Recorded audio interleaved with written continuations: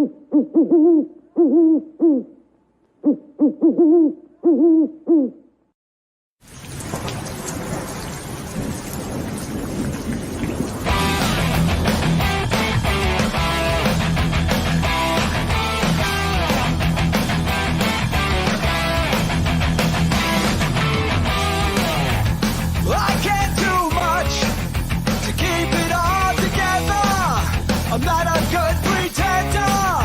never could live a lie.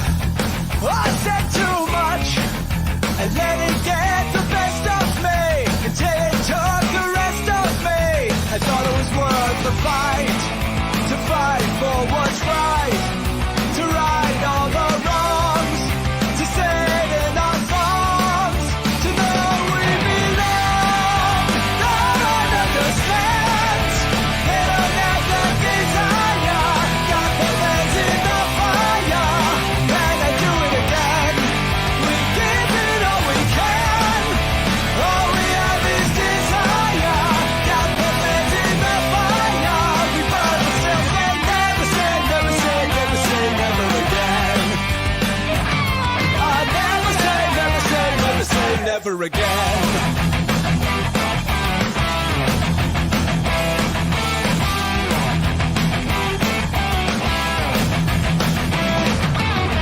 I learned more from one enemy than from 1,000 friends. That heaven takes care of the fools and scoundrels in the end. You learn more from one lie than from 1,000 truths. It's all Greetings, space travelers. Welcome home. You've just tuned your dial to Spaced Out Radio, the only place where you can own the night. I am your host, Mr. Rob G, and tonight we'll be broadcasting to you on our terrestrial affiliates across North America, also on digitally on TalkStream Live, KPNL, and Odyssey Radio. Remember, you can access our archives for free at youtube.com/Spaced Out Radio, and while you're there, please don't forget to hit that subscribe button. Please do that. Don't forget to follow us on Instagram and Twitter, Spaced Out at Spaced Out Radio Show. Our website is spacedoutradio.com, where the options are endless. You can stay up to date with the SOR Newswire, get some official Spaced Out swag, plus rock out to some Bumblefoot and so much more. Yes. Welcome to the After Hours, right? Sunday. Let's get it in tonight. We had an awesome show last night, even though, we had to let R. Keith off a little early, unfortunately, and we'll have to have him back. But as you may or may not know, we had some epic breaking news that we covered yesterday on the After Hours. And, I think it moved the needle as far as the conversation goes. At least it got things going again. You know what I mean? So we had Jason Sands, whistleblower, who took part in a Twitter space hosted by Rob Wood. And we actually covered that here, so you can actually get the recap right here on Spaced Out Radio. Just hop in the archive, check out the After Hour show from yesterday. You'll get about an hour of good old R. Keith Andrews in the interview that we were conducting, followed by the Twitter space that we went ahead and covered. So awesome stuff, just a lot of stuff happening. Dave Scott came on earlier today, impromptu, and kind of, did a surprise show in the middle of the day. Wow, right? Who would have thought of it? And we're just continuing the conversation. As you know, as Dave and Courtney Marcassani has told you, this person was a source that they had been hinting towards and kind of, saying that there were things that would be coming out soon. And Mr. Sands took it upon himself to hop into Twitter space and kind of let the world know exactly what it was that he was involved in and what he experienced. So pretty awesome stuff. Can't wait to see where all this stuff goes. So excited for that. So excited as well for all the new people who were able to come across Spaced Out Radio and take part in what it is that we do. And let me let you know what we do here, actually, right? So this right here, what you're tuning into now, is the After Hours show. We run this show Saturday and Sunday, 8 p.m. Pacific until 11 p.m. Pacific. You got Right before me here on Sunday, we have the Cryptid Huntress. She just ended her show. That's 7 p.m. to 8 p.m. Pacific. And you got Dave Scott, the conductor of the Woo Train, Monday through Friday, 9 p.m. Pacific until midnight. So 7 days a week, we have something going on here at Spaced Out Radio. So for sure, you know, the moment that anything hits on any updates on this Jason Sands story, you know it's going to be covered right here. So we would appreciate it if you hit that subscribe button, notification bell, so you can be notified the next time we have an impromptu show or we get another breaking news update. So with that being said, definitely glad to have everybody here tonight. Can't wait to get into the show. It's going to be awesome. We're going to get into this. We have Lala Bright joining us tonight. Going to be fantastic. We have Travis Moostus, who should be definitely joining us in hour 3 tonight. So I anticipate an action-packed show. And, you know, the fact that you guys are here to, you know, kind of chime in and keep the chat alive really, really helps out and really makes us feel appreciated in what it is that we do here. So I'm going to go ahead and jump into the chat so we can see who came in first tonight. So I'm going to have to go back. You know, we welcome everyone in, and I want to make sure that we point out the top 3 people who came in and hand out the medal awards. So according to the chat, it looks like we got our guy Mothman coming in with the gold saying la la la la la. And we got Race Fan coming in saying good evening, Rob. Good evening, Race Fan. Right back to you. We have, and you get the silver, obviously. And then we got Eternity Eternal coming in with that bronze saying hi, Rob G. With the silly face emoji. Love it, love it. Thanks for coming in. Eternity Eternal. We are going to have a great show. Let's see, who else do we have?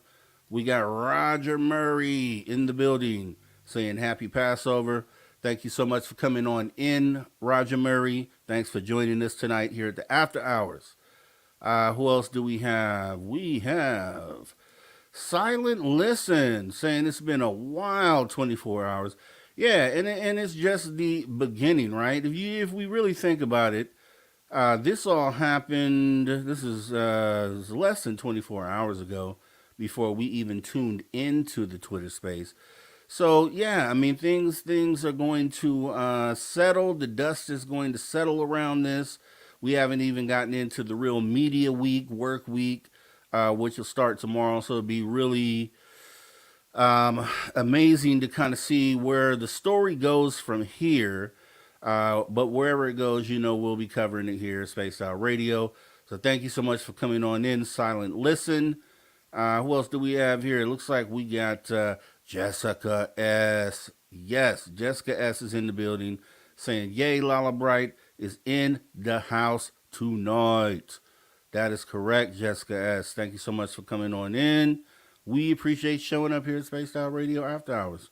Appreciate you. Who else do we have out here? Oh yeah. The man is in the audience here. None other than Science Bob. Science Bob is out there saying hello all. She's here. And yes, she is. She is in the back and will be joining us shortly. Thank you, Science Bob, for coming on in and supporting the show tonight. All right, let's go down the list here. Who else do we have? We got Carl Bittner. Carl Bittner stepped in the building saying, howdy there, Rob, Lala, and all you spacey after hour spaced out peeps. That's what I'm talking about, Carl Bittner. Thanks for coming on in. Thanks for showing your love, as you usually do. Going into the chat, we got Ginger Turtle 43 saying, what up, Rob, and everyone. Mucho positivity to you all. Right back at you. That's how you get a show started, right? Let's put that good energy in the air. And our guest tonight, and I'll say this right now, Lala Bright just sounds like a really, you know, great, happy, joyful, positive energy sort of name. So yeah, that's what we're gonna do. We're starting it off with positive energy, and that's why we're gonna have a fantastic show. You can bet that. Let's see. Who else do we got here? Let's see. We got Brown Dwarf. Brown Dwarf has stepped in the building saying, good evening. Good evening. Right back to you, Brown Dwarf. Thanks for coming in. We got Paula Faust saying, hello, everyone. Hello, right back to you, Paula Faust. Thanks for coming on in tonight and sharing your time with us. We appreciate you. Let's see. Who else do we got? Looks like we got Christine Lynn. Christine Lynn saying, hey, Rob and SOR. Hey, Christine Lynn. Thanks for coming on in. Appreciate you showing up. We got Melvin from Mars saying, hey, peeps. Hey, Melvin Mars. Thanks for coming on in tonight, after hours, Sunday.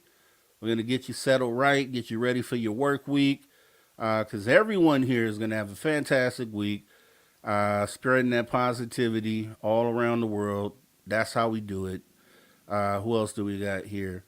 I know I saw her there. Yes, there she is. Laura Lobbs saying hello to everyone. Hello, Laura Lobbs. Right back to you. Appreciate you showing up here at the after hours. Let's see. Okay, looks like we got Roger Blair saying howdy, everyone. Howdy, Roger Blair. Thanks for coming on in. Thanks for showing up tonight. We have Paranormal Pixie Laura. Thanks for coming on in saying, long metalhead intro. Yes, Bumblefoot coming through once again, rocking us on into the show. And yes, it just gets me going, right? Gets your blood pumping. And that's how we do it here, right? Let's keep the energy going. Let's keep everything moving. And who else do we have here? Looks like we got Deidre C. Thank you so much for Deidre for coming on in, saying hiya. Just popped through the awesome SOR portal. Appreciate you for doing that. Appreciate you for being in attendance. And yeah, we definitely just appreciate you. Let's see. Who else do we got here? Channel Warhorse. Channel Warhorse has stepped in the building saying hi. Yes, exciting, Rob G. Yes, it is. Exciting times. Exciting times it is. Thanks for coming in, Channel Warhorse. Let's see. Who else do we got looking in here? Cryptid Search. Saying hi, y'all. Hi, right back to you, Cryptid Search. Thanks for showing up here. We appreciate you. We appreciate you coming in tonight. Let's see. Who else do we got? Who else decided to come on in here? Looks like we got Matthew Gutka saying, hi, SOR After Hours. Hello, Matthew. Right back to you. Thanks for coming in. We appreciate you showing your love tonight. Let's see. We got Ange stepping in the building saying, hello again, SOR family.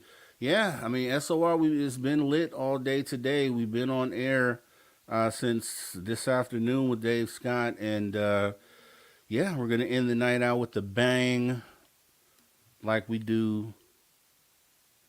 And let's see. Okay, we're going down the list. We're almost there. Looks like we got the Ferrets. The Ferret came in saying, hi, Deidre, Mothman, Roger, and everyone. Hello, the Ferrets. Thank you so much for coming on in. We appreciate you. Let's see. Okay, the Elf has stepped in the building. Puck Elf. Thank you so much for coming in, Puck Elf. Appreciate you showing up. Let's see. Let's see. Aloha Day 13. Saludo a todo de Mexico. Greetings to everyone from Mexico or Mexico. Aloha Day 13. Thank you. We do appreciate you. Let's see. Silent. Listen. Okay. Yeah, no, I bet Courtney still hasn't slept. Hope she has. Because, yeah, I mean, 24 hours being up on keeping your finger on the pulse takes a lot out of you, and definitely hope she's getting rested up. Let's see. Okay, Pancho Zork. Pancho Zork is Spaced Out Radio. Word. Thank you for coming in, Pancho Zork. We appreciate you showing up tonight. Going down the list here, we got JSCO77. Thank you for coming on in, JSCO77. Appreciate you showing up. We are moving. Angela Ellison saying, hey, with the wavy hand emoji. Hey, Angela Ellison, thank you so much for coming on in. We appreciate you showing up. We do. Let's see. Necessary Dialogue. I like the name. That is yeah, I love it. Necessary Dialogue with the wavy hands. Thank you so much for coming on in. We appreciate you showing up. We got a girl named Tom. Thank you so much for coming on in saying crazy. I know, definitely crazy. There is no doubt about that. That is a great word to use. And thank you for coming on in. Let's see. We got Dragonfly. Dragonfly saying, evening, Robin, SOR chat. Thank you for coming on in, Dragonfly. Moving on. Lars Jansen stepped in saying, good morning, all. Thank you, Lars Jansen, for showing up. We do appreciate it. And as Mothman says, please sub to Lala and Bob's channel. Hit that YouTube link down there. Make sure you guys go hit that sub button and that notification bell. Thank you, guys. We appreciate you. Let's see. We got Michael. Michael came in saying hello from Ohio. Hello, Michael. Thank you for coming on in tonight. Appreciate you. We got Little Cam 5-1. Spring football's in full force. St. Louis Battlehawks just won third straight game. Okay, all right. Love it. Appreciate you coming on in, Little Cam 5-1. And let's see, Robert Lamoth Jr. Hello, guys. Appreciate you coming on in, Robert Lamoth Jr. Thanks for showing on up. All right, we got Gentry Anderson. Gentry stepping in the building. Hey, Gentry. Saying hi to everyone. Thanks for showing up, Gentry. We appreciate your support tonight. Sandy B. Wavy hand emojis. Thanks for coming on in, Sandy B. Appreciate you coming on in. Thank you so much for showing up tonight. All right.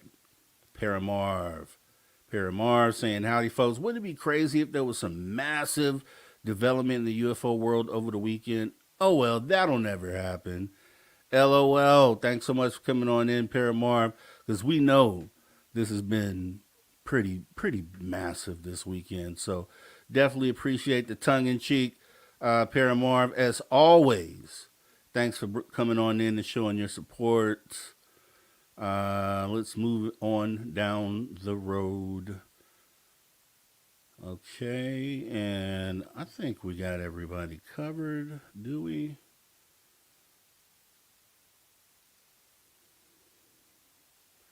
Dead Fish Cheese Spread, thanks you so much for coming on in.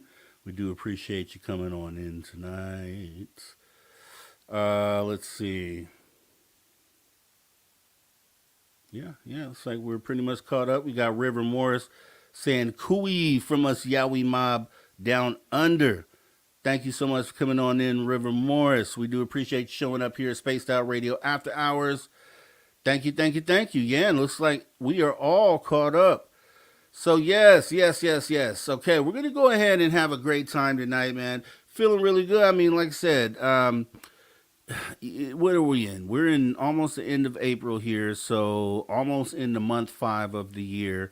Not really a lot that had been going on too much, right?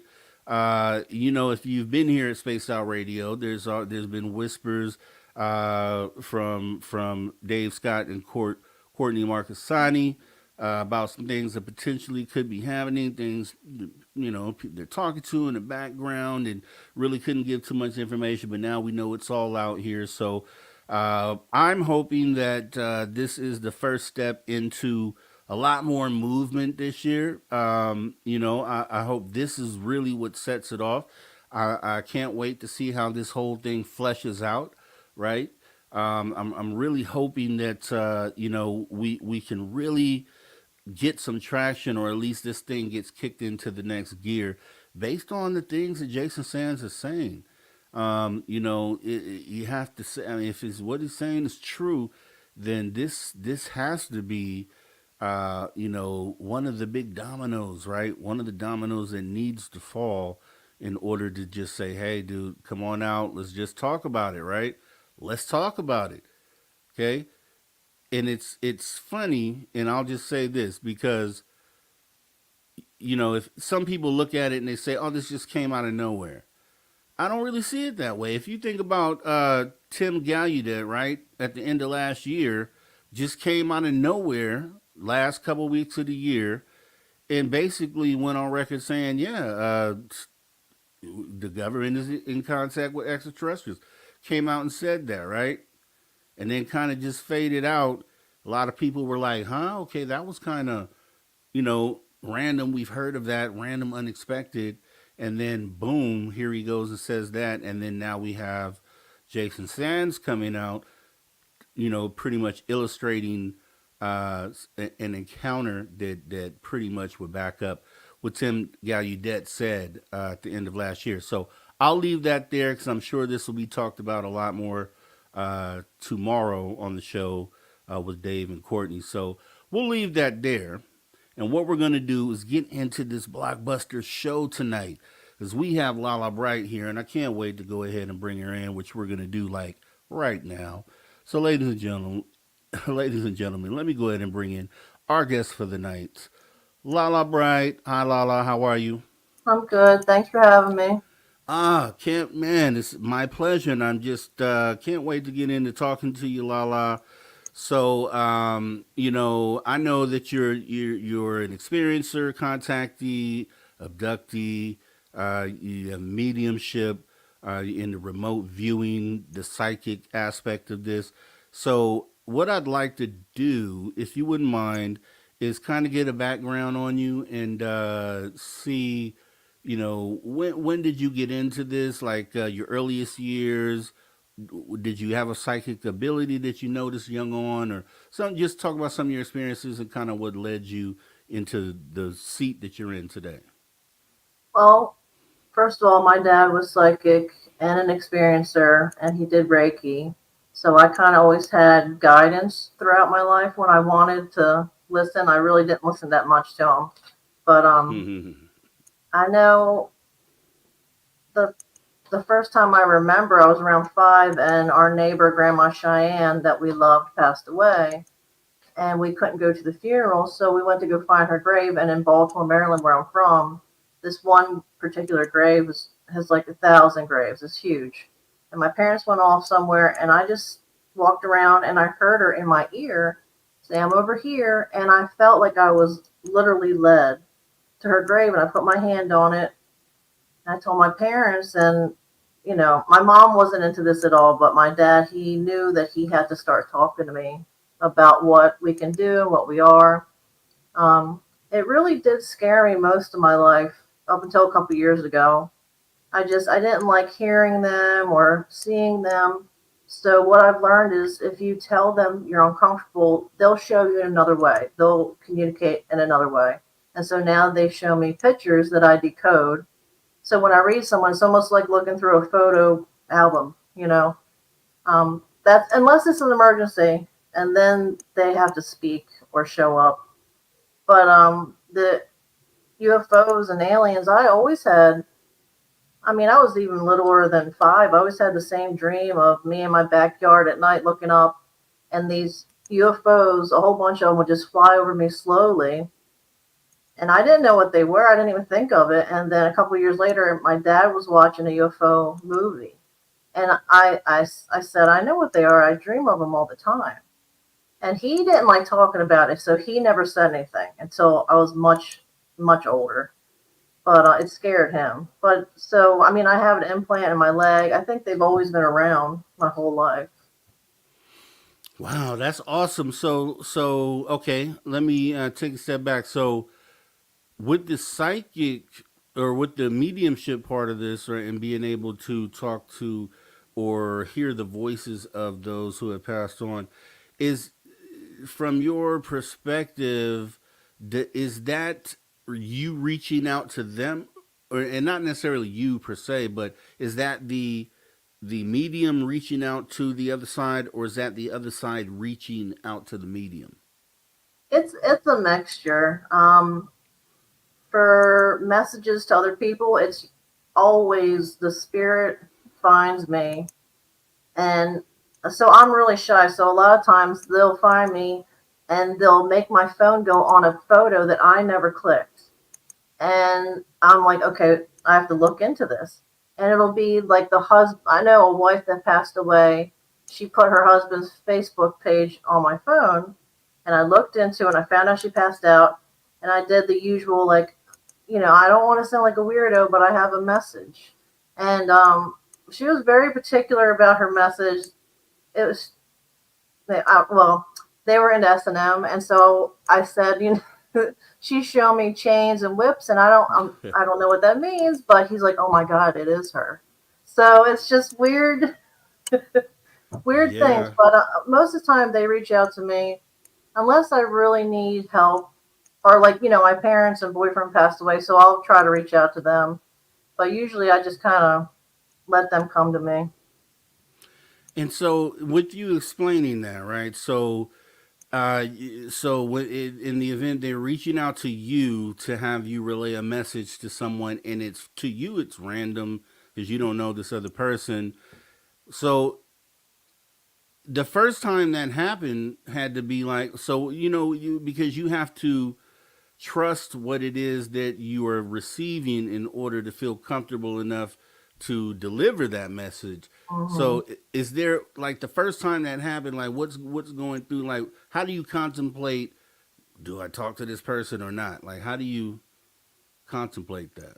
Well, what they do is they'll keep bringing up images. Like they'll nonstop keep giving me information until I give it, and that's the only way I really know I'm supposed to give the information. Because I always feel weird giving a message, unless it's someone I know. But they will bug and bug and bug me until I do it, and because it's so important. I guess there's only so many people you can reach out to give a message, and they're just very persistent with me, and not in a bad way. It's always nice. It's just they don't stop, pretty much.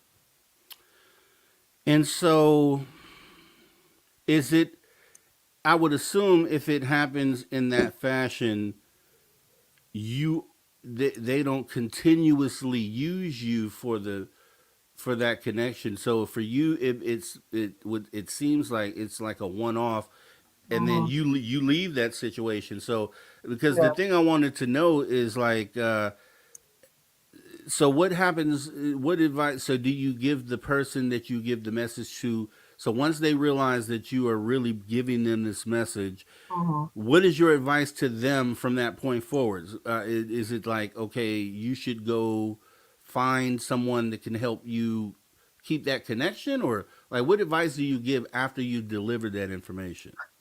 If it's someone they lost, like a spouse or a child, I always give them a couple extra readings when they need it, when they miss that person, just because I know how it feels.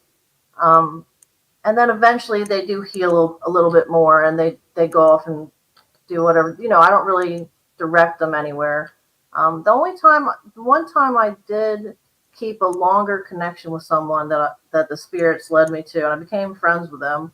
But I had to stop because the wife kept stepping in and trying to, like, I started getting feelings that I didn't have and memories I didn't ever do. It was just really strange.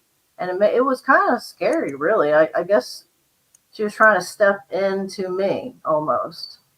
And I knew the husband felt like he was speaking to her a lot of the time. So that was the only time. And from then on, I stopped doing that. I just kind of keep it business. I don't really get close to them at all. But I didn't know that could happen. So, and she didn't mean it in a bad way. It's just when you miss each other.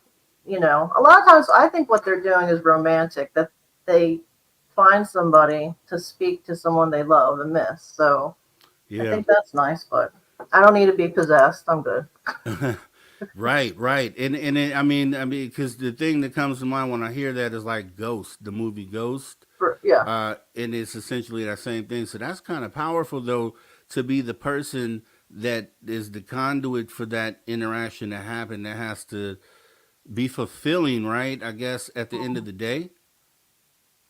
Yeah, the whole reason I stopped hiding about what I did is because when I lost my family, I really didn't have anybody to go to. I couldn't find any psychics that were really legitimate. And I said, if I can't get help, at least I can help other people not feel this much pain. So the whole reason is for that. That's why I'm even here. I mean, um, I got a message. I didn't know Bob, and I got a message for him, and I read for him, and it's led to all of this, really. Yeah, I'm totally into the and open to the being led, and I totally understand how that is.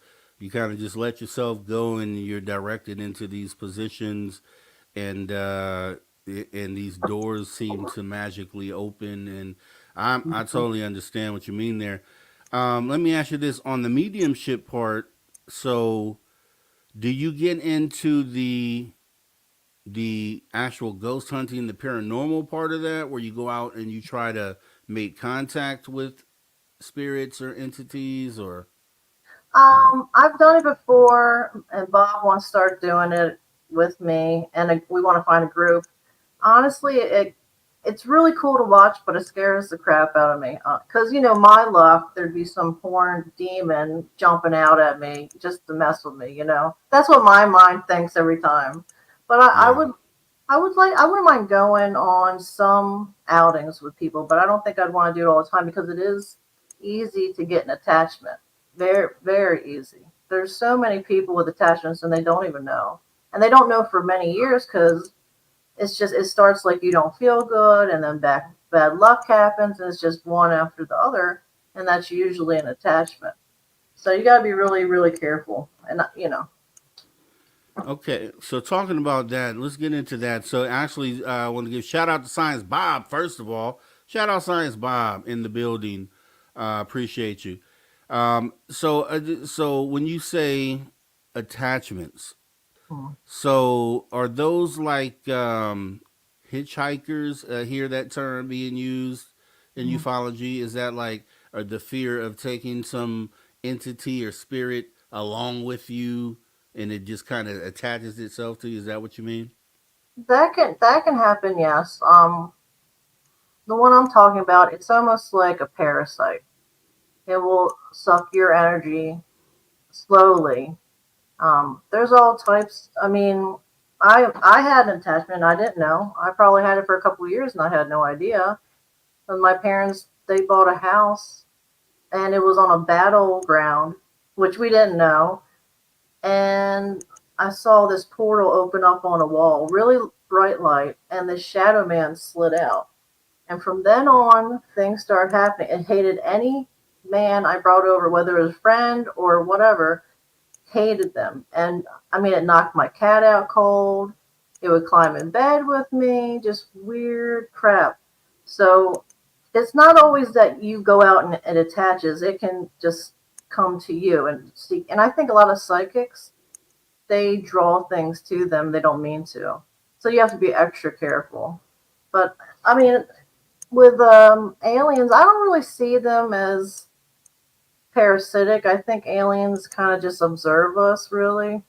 I mean, I know there's different types like reptilians that do things to people, but for the most part, I always find them positive. So, because they're all over here, they're always here every night. Okay, so the entity that you speak about, the shadow entity, and believe me, I got shadow people, so I'm with you 100%. Mm. Where, what's your theory on that? Because as long as I have this shadow person, until it's gone, I'm always going to be inquisitive when it comes to that particular topic. So, that attachment that you had, what do you think it was? Do you think it was a passed on spirit? And then, I guess, secondly, is it gone, or and if it is, were there steps that you took for that to be the case? Okay. I have mixed feelings about this.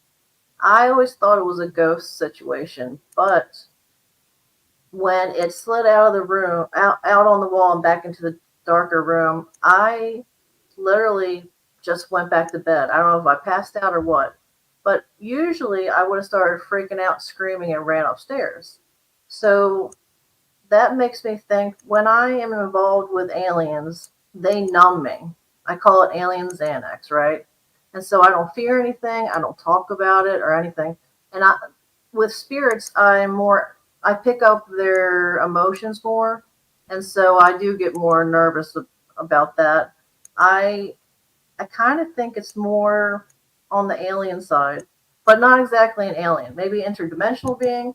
I don't think it's good. I don't think they're ever good. I've heard so many crazy stories about them. You have one? Oh, do I have one? I want See, to since you asked Lala Bright, know. because the thing is that and here's the thing, and this is why I'll say that because the audience here knows about the shadow prayer. I've shown it a million zillion times. However, I feel it's definitely worth showing. And the thing is that there's so many fake things out there, and then there's actual proof and evidence of things. And Right. so I want to make sure that the things that I know are proof, those things get showed rather than the things that aren't. So let me go ahead and just show you real quick. It's crazy, okay? And just the impact and the feeling is always the same every time I see this. And yeah, so we're gonna get to my. This is my shadow person. Oh, wow. This, I mean, come on, right? So this is my shadow person, and yeah, it's there. Okay, so Hmm. for people out there that don't feel like things like this can exist, these things are out there, and the whole question is like, what are these things, Right. and where do they exist? What are they related to? So I'm interested in hearing your theory on this because I hear you say that you feel like let me see. Is that okay? Yeah, that you feel like these might be related to extraterrestrial. So when you say that, what makes you feel that way? What do you feel like? I think just because of the way that I just went back to sleep as if nothing happened. So they have to be, they're not ghosts, they're not aliens exactly. They have to be something in the middle. Nobody really knows what they are. I know there's three different types that I've heard. There's the Hat Man and then the Shadow Man with legs. Mine didn't have legs, it just was a torso up to the head. Um, and it's just, I mean, there's been stories of shadow people killing people. They just, there's never a happy shadow person. I want to know. Lately I've been really into demonology and researching it anyway. And maybe they're a type of demon and we don't even know. You know, there's so many different things out there. You're creeping me out, Lala, because I live with I'm this. I sorry. live it lives here with me. So How does it's it okay. feel? And that's the thing, and that's why I'm so inquisitive about it. And I think because because I'm living here with it, first of all, and then second of all, you know, I haven't realized anything that was evil about it. However, everything that I hear about shadow people is tied to some sort of malevolent experience. So, um, I would be probably, I don't know if I'd be more comfortable feeling if they were extraterrestrial or not, though. Right. Because then what does that mean? If they're extraterrestrial, then are they simply cloaking and they're actually sitting here in this room with me at the time? Ah, Or are they viewing me from some alternate dimension? Or, like, what's your theory on that? What do you feel about that? I know they can cloak. We've got it on video. It almost looked like the Terminator, where you could kind of see an outline, but it was still see through. And the camera, motion camera, it picked it up and it moved along with the movement. So they do that. And I know that they can connect to us from other dimensions. They don't have to always be here. Um, I would just, I would get some things to protect yourself. I would look into that. Whatever makes you feel protected. put in your bedroom, especially. They seem to come around people while they're sleeping quite a bit, and they always watch all the time. So, do you rent or you own? Own. And Okay. that's the great, yeah. So there's no, like I said, there's no moving, there's no leaving soon, right? So we'll be here together for a while. And it's just for me, and I just want to convey this to people out there, especially people who may have had a UFO sighting but never had anything weird paranormal. Truthfully, I had never before that ever had anything like that. And then I had things that happened back to back to back, and Mhm. then had receipts for them. And the thing is, I just want to convey the reality of those things to the people out there that may not think that these things are real or possible. Like, dude, you can't. You see the photo, guys. I mean, Mhm. there's no. I've never been a someone to embellish or to over exaggerate, or I'm just I consider myself a realist, 100% across the board, open Right. minded. Either we can go to either side of the spectrum. Just show me the evidence, right? Mhm. And I think that's I think the job for us is to kind of convey this the reality of this to those out there. It's kind of up to them to judge the final judgment, but at least we should be able to bring those receipts to the table. So I'm a big person on this year being the year of receipts, and just kind of trying to encourage people out there, like, if you have the receipts, put catalog them so everyone else can take a look at those, and kind of, because it might trigger something that they experienced that they might have passed off in the moment. Right. You know what I mean? So yeah, with that being said, so obviously if these things are extraterrestrial and they're sitting there right there in the room, because the thing here's what the reason why I even think like that is because they say that these ET are here, which we know they are, but that they also are here to watch us or watch over us. So when you think of things like that, and then you think of uh, the Las Vegas ETs, you think of like the Miami mall incident, you think of the Peru, where these things just kind of materialize Right. out of nowhere. Then it's kind of like, are we with them? Like 20, can they step in at any moment? Yeah, Like regardless where we are. And it's I like, think so. what is your view on that? I think they can step in whenever they want, no matter what, really. Um, we've had balls of light appear in the sky over the roof out of nowhere. We've had metal balls appear out of nowhere. We've had, human shapes appear where we've heard voices, and they can manipulate where we are. Good or bad, they can just manipulate the situation. They have a lot of control. But also, I think we're taught since the time we're born that we don't have any and like power, that we shouldn't believe in our own energies. So I think we would be able to do maybe a little bit of that if we were taught how powerful we really are. And we are. I mean, our bodies, there's a CIA document where we can actually grow back a limb. I mean, that's amazing. And I believe it because what happens when you get a paper cut? It heals, right? And that's Mm-hmm. just the most basic. I mean, imagine if we were aware of what we could do. So I think, I think a lot of them are here watching us to protect us and help us and guide us.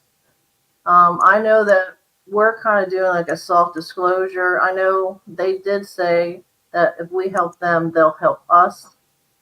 So I think there's something going on where we're forced or taught not to believe in this, and they're trying to make us remember, like, hey, we are really here.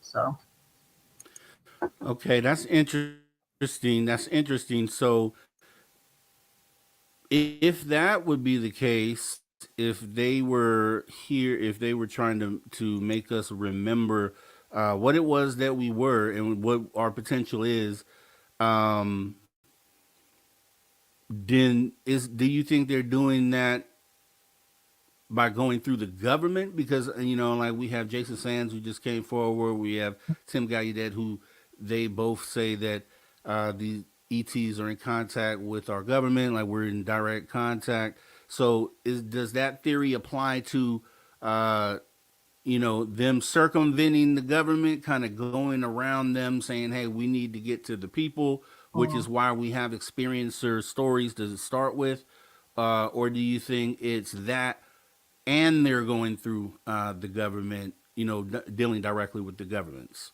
It could be both. I personally think there's different types of aliens that do have different agendas and go to different people. So I think the government's working with a certain type of entity. Um, and I think that the good, not the good aliens, I think they're different from the government ones. But I don't know. Nobody really knows. But just that's just how it feels. I mean, there's ones that do the cow mutilation and people have bad experiences, but there's a lot that are very gentle, and the gentle ones usually are with just everyday people. That's what I've noticed anyway. So I think there's a whole different type of being that speaks with the government. I've heard that they have what they signed. They have a contract with how long, like they work with the alien and government works with each other, and there's like my labs and all kinds of stuff. So I don't know.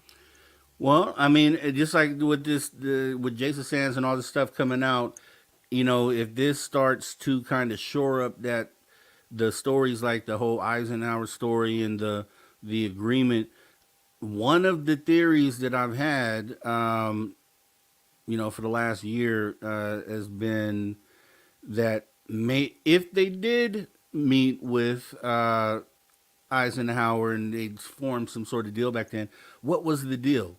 And Mhm. then, was it we won't do X if you as long as you guys don't use nuclear weapons, or was there an ultimatum that was given then, said, hey, within the next 100 years you need to be at this position before we'll take the next step with you. So that's kind of where, when I got into the are they dealing with the government, just the ideas, it's like, okay, well, let's say those meetings happen. What were those conversations, and were there ultimatums? Mhm. Have you ever thought about that? And then what is your outlook on that? I've heard from some people that part of that, what they discussed, was letting the aliens test on some humans. So I'm wondering if, I do have an implant, and I always wondered why. What am I somebody's pet, or do they test on me, or are they keeping track and protecting me? These are questions I really want to know because I don't know it. I mean, I've only been openly speaking about this for about a year and a half, and I'm learning a whole bunch of stuff. But I Wow. don't know. There's so many questions I have because everybody has a different answer. And when Mm-hmm. I speak to the aliens, and well, I call them to me. But I kind of feel like we're test subjects. A lot of the times I do. I think a lot of us are hybrids, and we don't even know. Um, so I mean, I know people don't exactly believe. Well, the people I talk to, they don't really believe in that everybody's a hybrid, but I do think that a lot of people are hybrids. So. Yeah, I mean, who's to say? I mean, who's to say?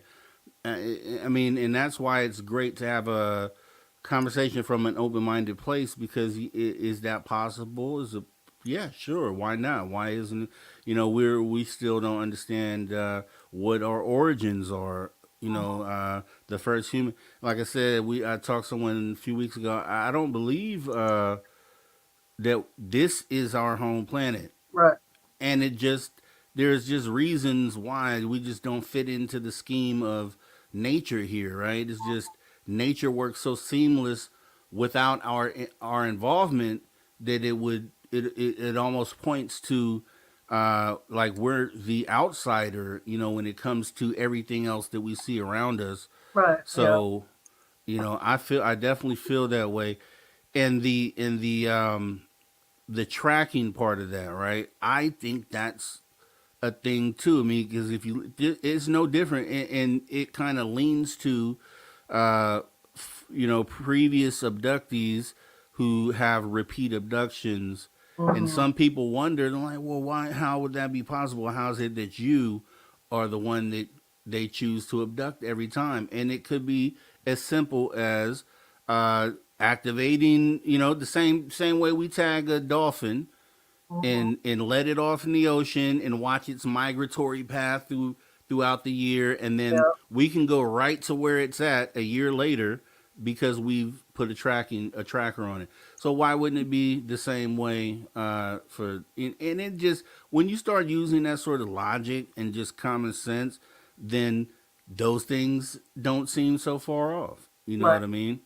Oh So yeah. on yours, what do you feel like?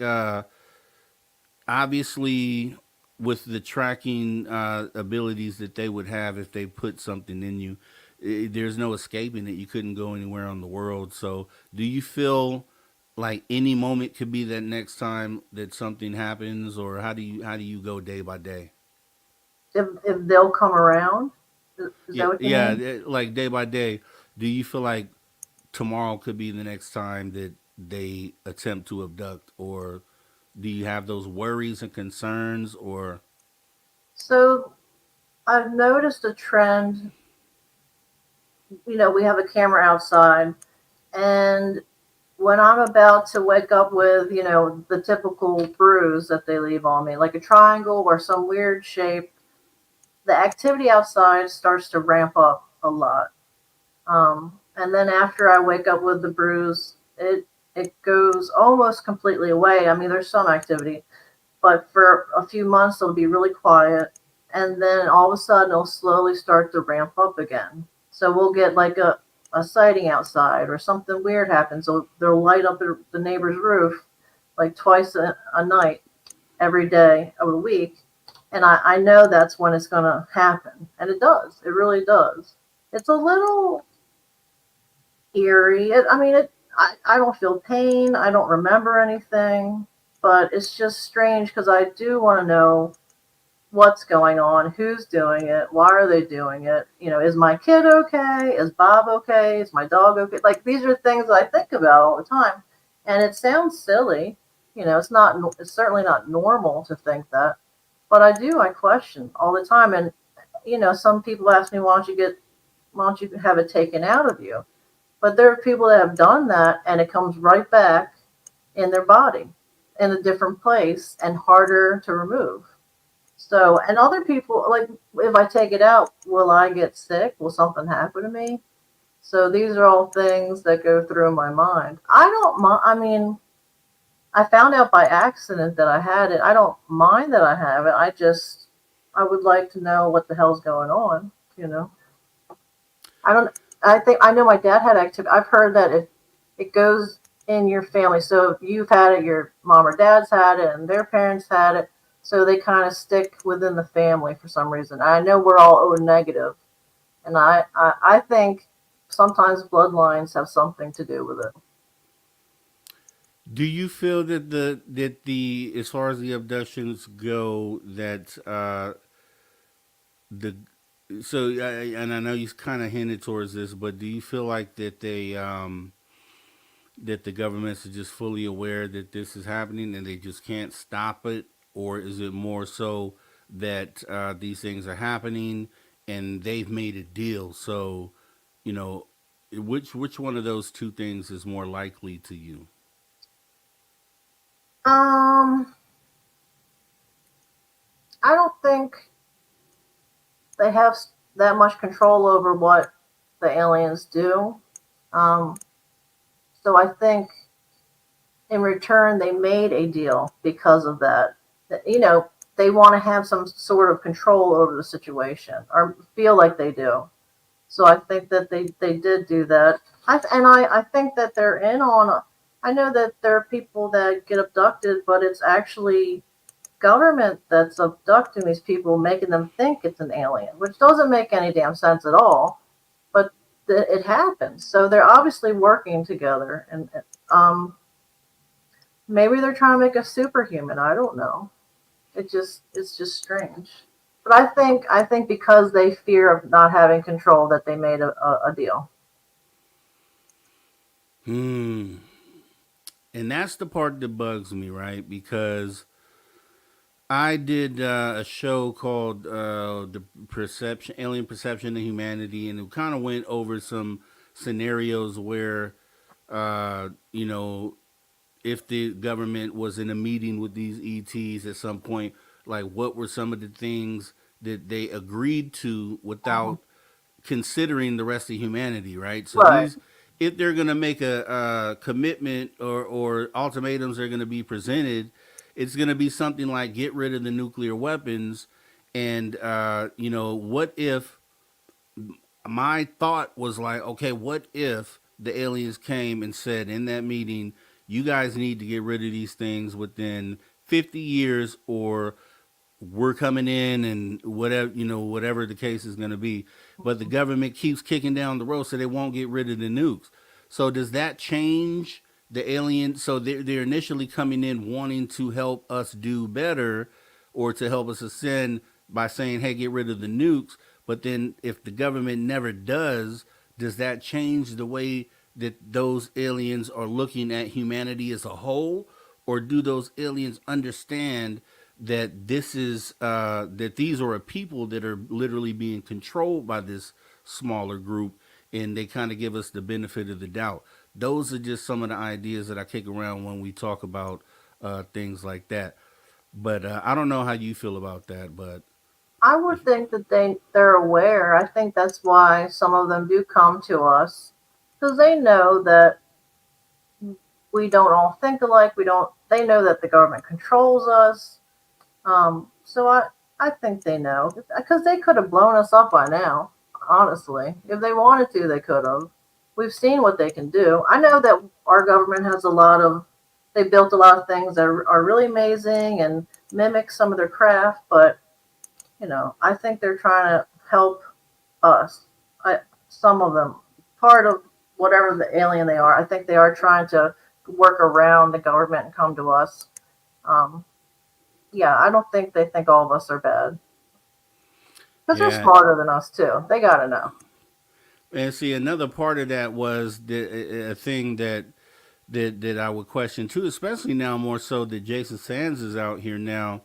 Um, would be, and I'll probably end up posing this question later if we get them. But um, what do these ETs? So if they are in business with the governments, our government or any other government, I wonder. I always have wondered what they think about the body retrievals, crash retrieval, body retrieval. So our governments go in, they retrieve the crash craft, they retrieve these downed ETs, and then they take them back underground or to these laboratories, wherever they end up taking them.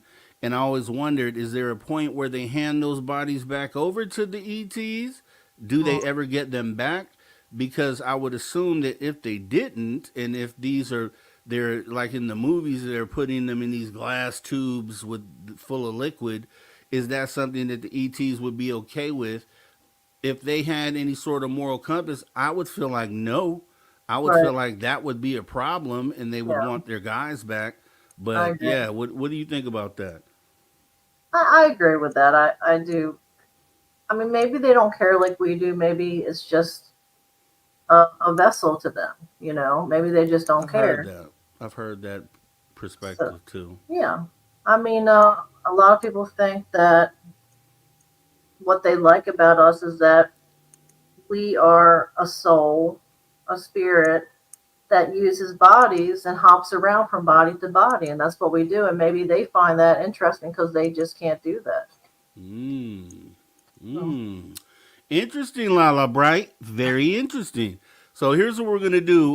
We're at the top of the hour. We're gonna go ahead and pause for the cause as we get ready to jump into this break, and we'll be right back with hour number 2 of Spaced Out Radio After Hours. You guys don't go nowhere. This is gonna be a hot one. See you in just a minute.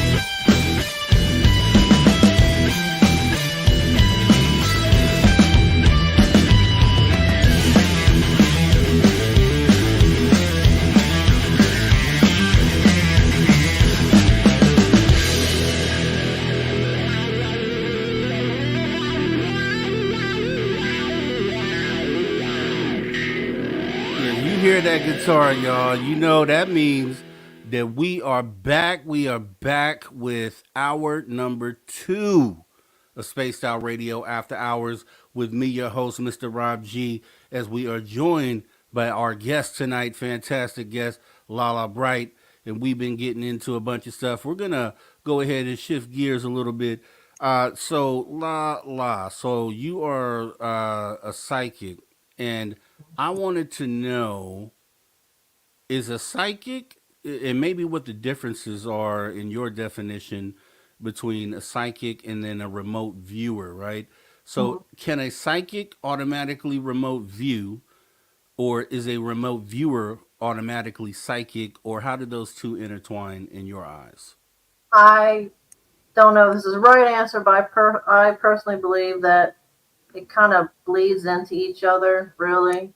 I know when I remote view, I have to do it a certain way. I always want to cheat and just do it the psychic way.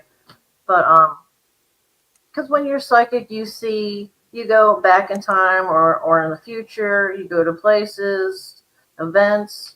That's very much like remote viewing.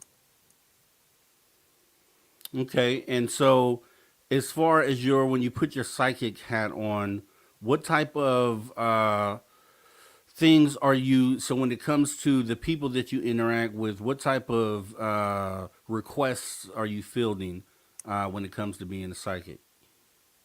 Usually it's to connect to people they lost, but there's some people that want me to, if they got abducted, I go and see what happened. It's just for validation. I can't do anything for them, but I'll say, where an implant is, and they go, I do have a new scar there, or that's what I remember, but I thought it was a dream. So I go, I put myself in these places that they were, and I report back what I see. Do you get into the whole psychic healing, and what is your perspective on that? I I haven't yet. I should. I know my dad would want that. Um, what I do is I do healing in a way of, I guess, healing people's hearts, but I do believe in healing energetically, Reiki, other things. It's very helpful to people. There we do have a lot of blockages naturally, just from everyday life things that we really do need help energetically. So I do believe in it. But I should do it eventually. I'm a slow learner. I can't help No, no, no, no, and it's actually, to have someone that is, this is you're a couple years in for this, right? So it's it's kind of refreshing to have a perspective from someone who is so new to the field, right? So and what I'm your not new to outlook the is. field. I'm not new to the field. I'm new to being public about it. Okay, so then how long has this been going on? How far do we go back? With being psychic, Yes, your my whole life. ability. Yeah, my whole life. I uh I just hid from it a lot. If I would tell people about it, they'd either I'd get bullied or made fun of, or people didn't want to be friends anymore. So I just kind of kept it to myself. And every once in a while, I would do it to help somebody. But then, a couple of years ago, I lost my mom, dad, and boyfriend. And that's when I started helping people online more often. And then I ran into Bob, and he got me into publicly talking about it. But I've publicly Mm. been talking about it a year and a half. Okay, okay, Yeah. okay. So that's what that is. Okay. Okay, and so how do you feel about? I know the general answer on this and how I feel, but are you one also that feels that psychic abilities are things that we're all naturally born with, and those are things that we have to unlock? Is it how you feel as well?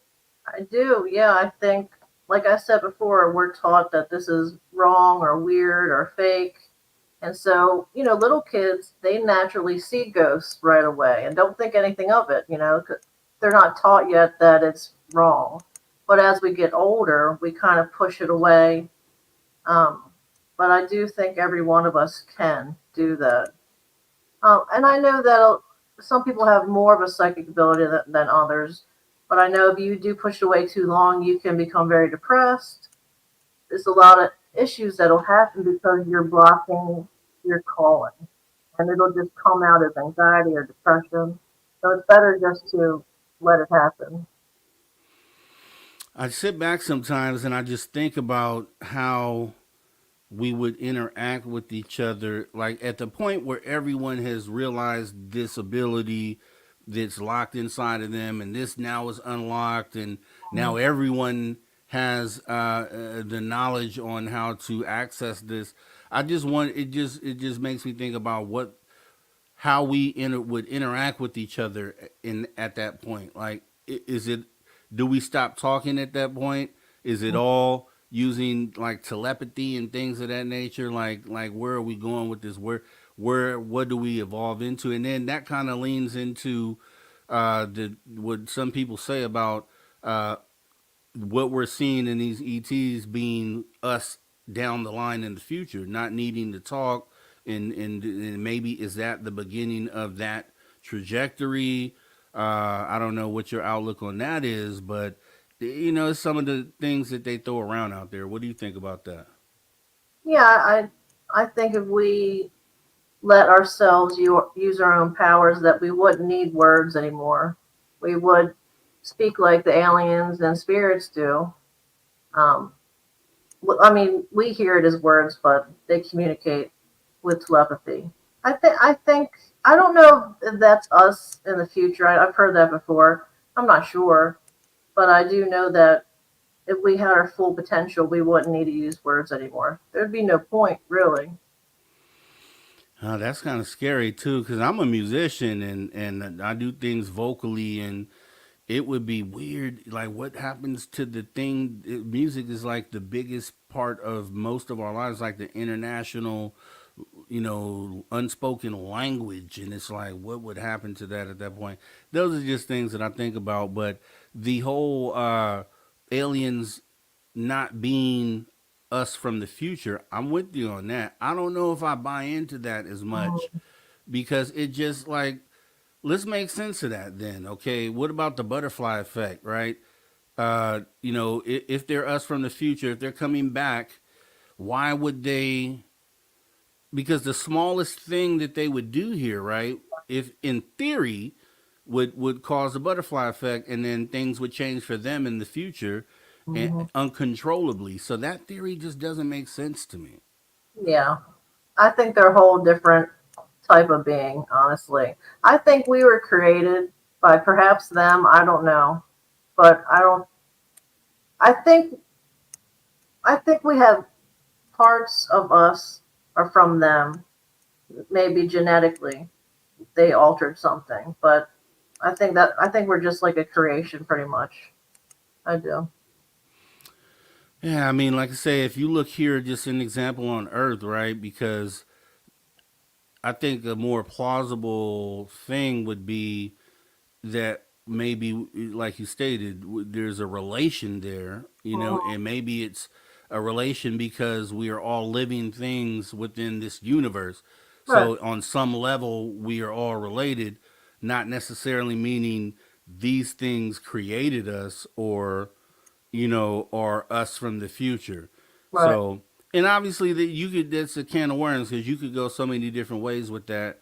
Yeah. But when we start thinking logically in the things that are actually plausible, then it just makes more sense that probably on the grand scheme we're all in relation somehow, and none is bigger than the other as far as that goes. But they're just more advanced, technologically Right. and mentally, but on a maybe even on a DNA level, if we ever get the chance to run DNA, we might find that maybe they share, DNA on some level, right? Mhm. Yeah. So that's a thing. Hopefully, we get to see within our lifetime. But with that being said, do you feel? What do you think about? Well, first of all, how many species or races of extraterrestrials do you feel are out there, or Oh, yeah. currently not really out there, but currently involved with us at the moment? Oh my God, there's so many. I mean, I don't think we can put a number. I think there's many, many, many of them. Even the ones that kind of stand back and we don't see. I think there's so many. I do. I don't think you can put a number on it because we're such a large universe. Anybody or anything could stop by and check us out. I think maybe the one I know reptilians are a big thing, Palladians. So we, as a public, we hear certain names. So what are they, like five or six of them that we put a name to? But Right. there's just so much we don't know about. I don't Right. know. Right, right. And I get to, some of the things that I end up having problems with is when you have, certain people are that will say that these ETs are from a particular star system, or these ETs told them that. When in theory, they they wouldn't know the names that we've created for these star systems. So how in the world would they come here and use those same terminologies with us, and we're the ones that created it? So, Yeah, but I it, but agree. it's tough because you want to sift through this stuff. You don't really want to discount what anyone is really saying at the Right, same time, but you want to get to the meat and potatoes, and you kind of want to get the excess out of the way. right, And it's like navigating through that, and without trying to offend anyone's experience, because that may be something real for them. But right. there are just definitely some things that you have to think twice about. You know what I mean? I don't know. What do you It think? it drives me a little crazy that there's a lot of people, and not, good for them, but there's a lot of people that are very, it's like they have the answer to everything. And we don't know nothing. We don't know anything. We're guessing. As humans, we like to label things so we feel better. But we don't know crap. I can't cuss, sorry. But I feel you though. Yeah. so that's why I say a lot of times, I have an opinion about things, but I don't know. And there's a lot of people that hang on every word of what someone says, especially people that are publicly speaking. There's other people that hang on their words. So I think you have to be very careful about what you say you know. You know what I mean?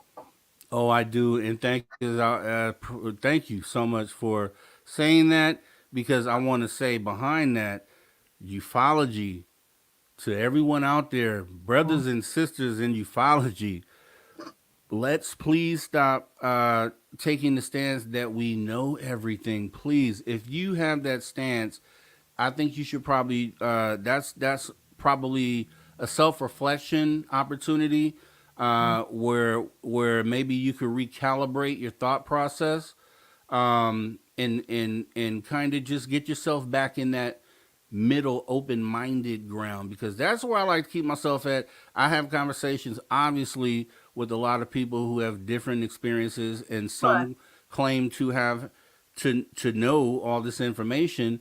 Um, and then with myself, because I'm subjected to those conversations, I often have to self reflect myself and recalibrate myself to make sure that I didn't fall too far to this side, right, by being exposed to these conversations.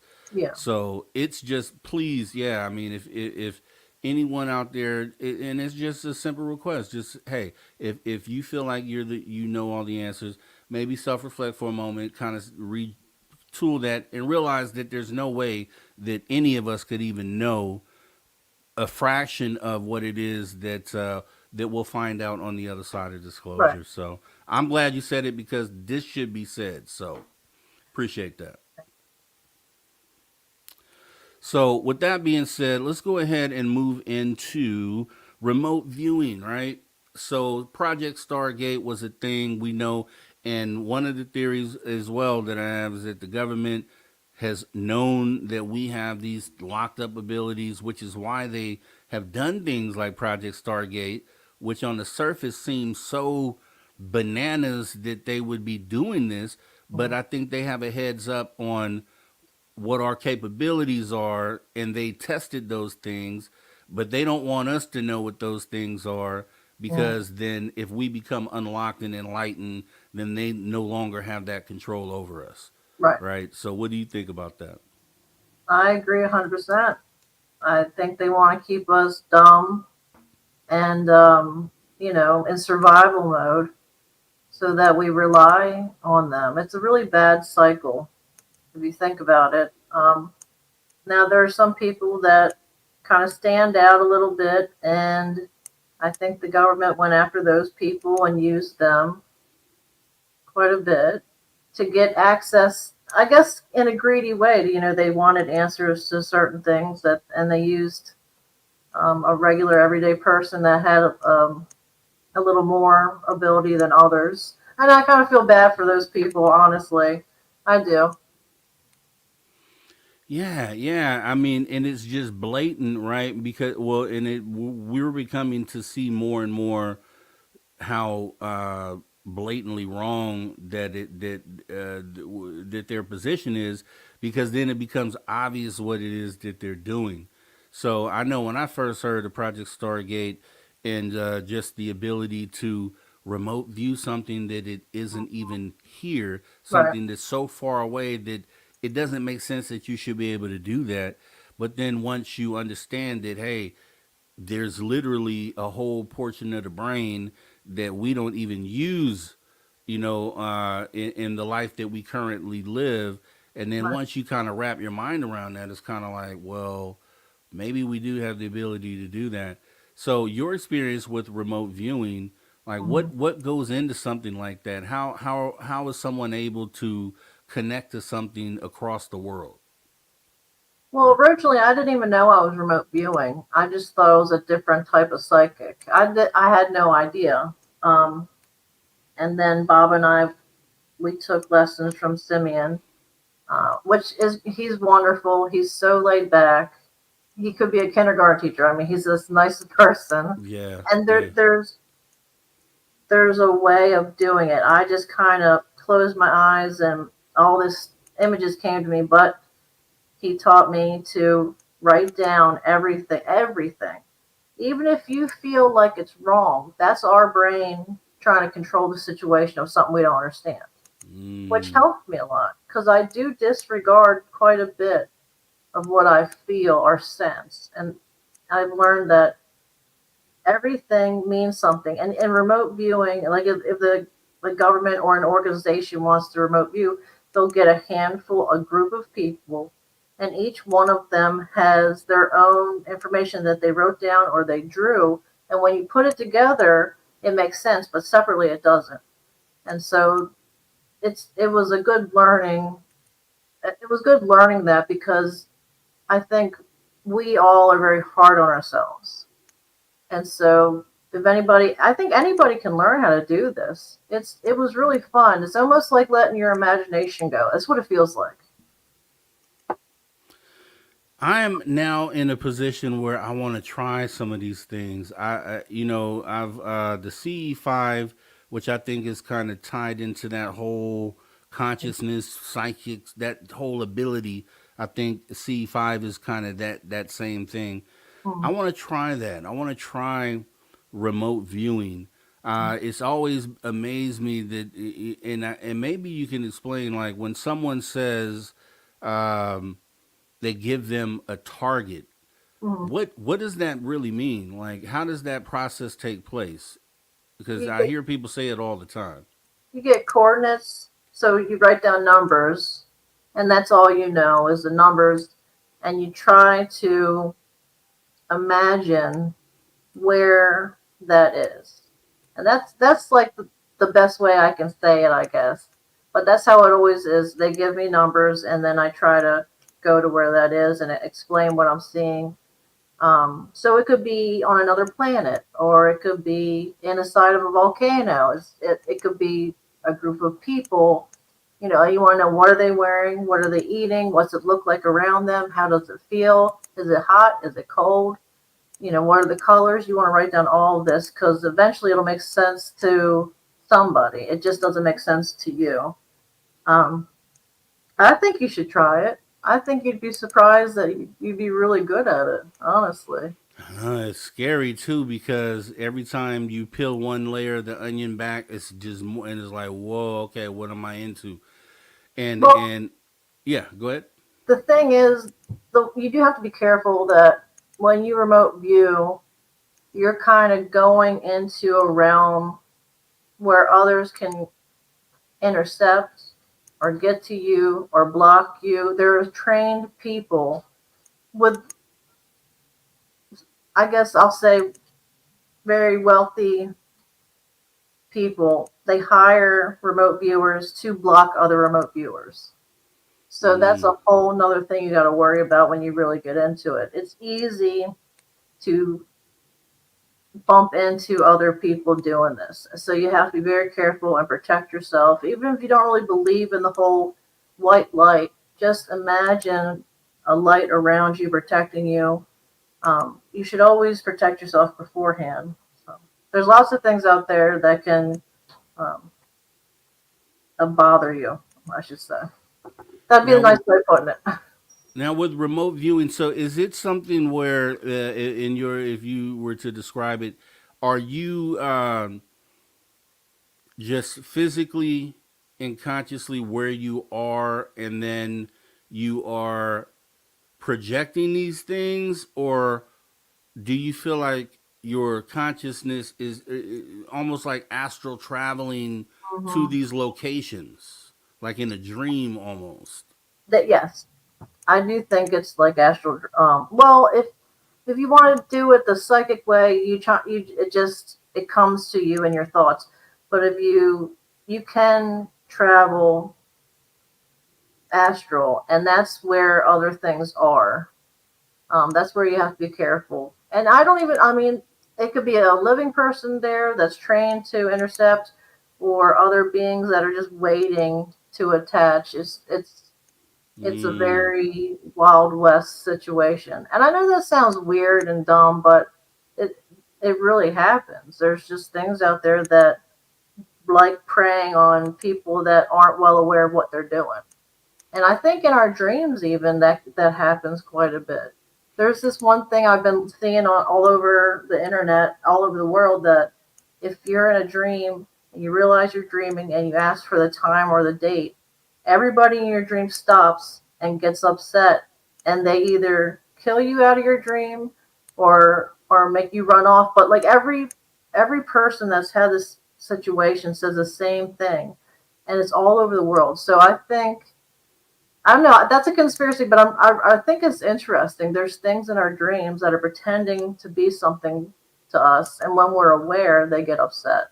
So, You know what it almost reminds me of when it's just thinking about it? It reminds me like when you say that, then there's those that are may have the ability to block. It almost the an analogy to use would be almost like it's like the internet, right? And mhm, it's like someone can see when you've come online, right? They can see you're online. They yeah, can they can attack your IP address. mhm, You can put up firewalls and yep, things of that nature. It's almost like what it seems like. So you're like going out into the wild wild web, in the consciousness wild wild web, and there's things that are tuned in that are able to see that you're online and can kind of affect your experience online. That's kind of what it, sounds like to me, right? I don't know. absolutely. That was perfect. That's how it is. Honestly, it is. Wow, wow, wow, wow. That's a heavy thing. And so and from what I understand, governments still use this tactic Mhm, to this day. yeah, Um, and it just makes me think, right? So, is that something? So can somebody, if someone who's with remote viewing, can they remote view on demand as far as like targets they choose? Like, can someone say, okay, I'm gonna remote view Lala right now, and then effectively do that? yeah, they can. Wow, Yep, that is so intrusive. it's creepy. That is so intrusive because, you hear some, yeah, I just like, I don't know how I feel about that, right? Because we all What like our privacy. what if the shadow people are remote viewers that are just sneaking in? I posed that question because I was like, what if on another level, what if the shadow people are people who are in astral travel? What if I'm seeing someone who's astrally traveling? This is what I can see. I've thought about those same things. So believe me, my mind is like, da-da-da. I'm running through all these different scenarios and what this thing could be, and yeah, that's kind of what keeps me going on this because it's a never ending, uh, you know, puzzle that we are sitting here solving. And it's fun to do because it's real for one, and Hmm. it's something that in this moment, figuring out the answer to this is something that is big enough to shift the direction that humanity goes going forward. And that is just to wrap your mind around that thought alone is crazy. Like we're actually living in a moment where if we can get this disclosure or get to the other side of this to realize that we're not alone and that we have all these other abilities locked within us, that where does that take us? And that's what keeps me going all the time on this. So yeah, with that being said, I have my own UFO sighting, and I know that you've had some as well that you spoke about with orbs and things of that nature, right? What do you think orbs are? Um, Sometimes they're spirits just traveling, so we are energy, and it to us it looks like a little floating energy ball of light, right? Um, and in my opinion, aliens, I think I've seen a craft turn into what looked like an orb. So I learned then that they can morph into anything. So it's just energy, really. That's what I think.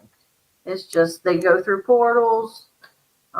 They can shapeshift into things, and I think it's easier for us to see an orb.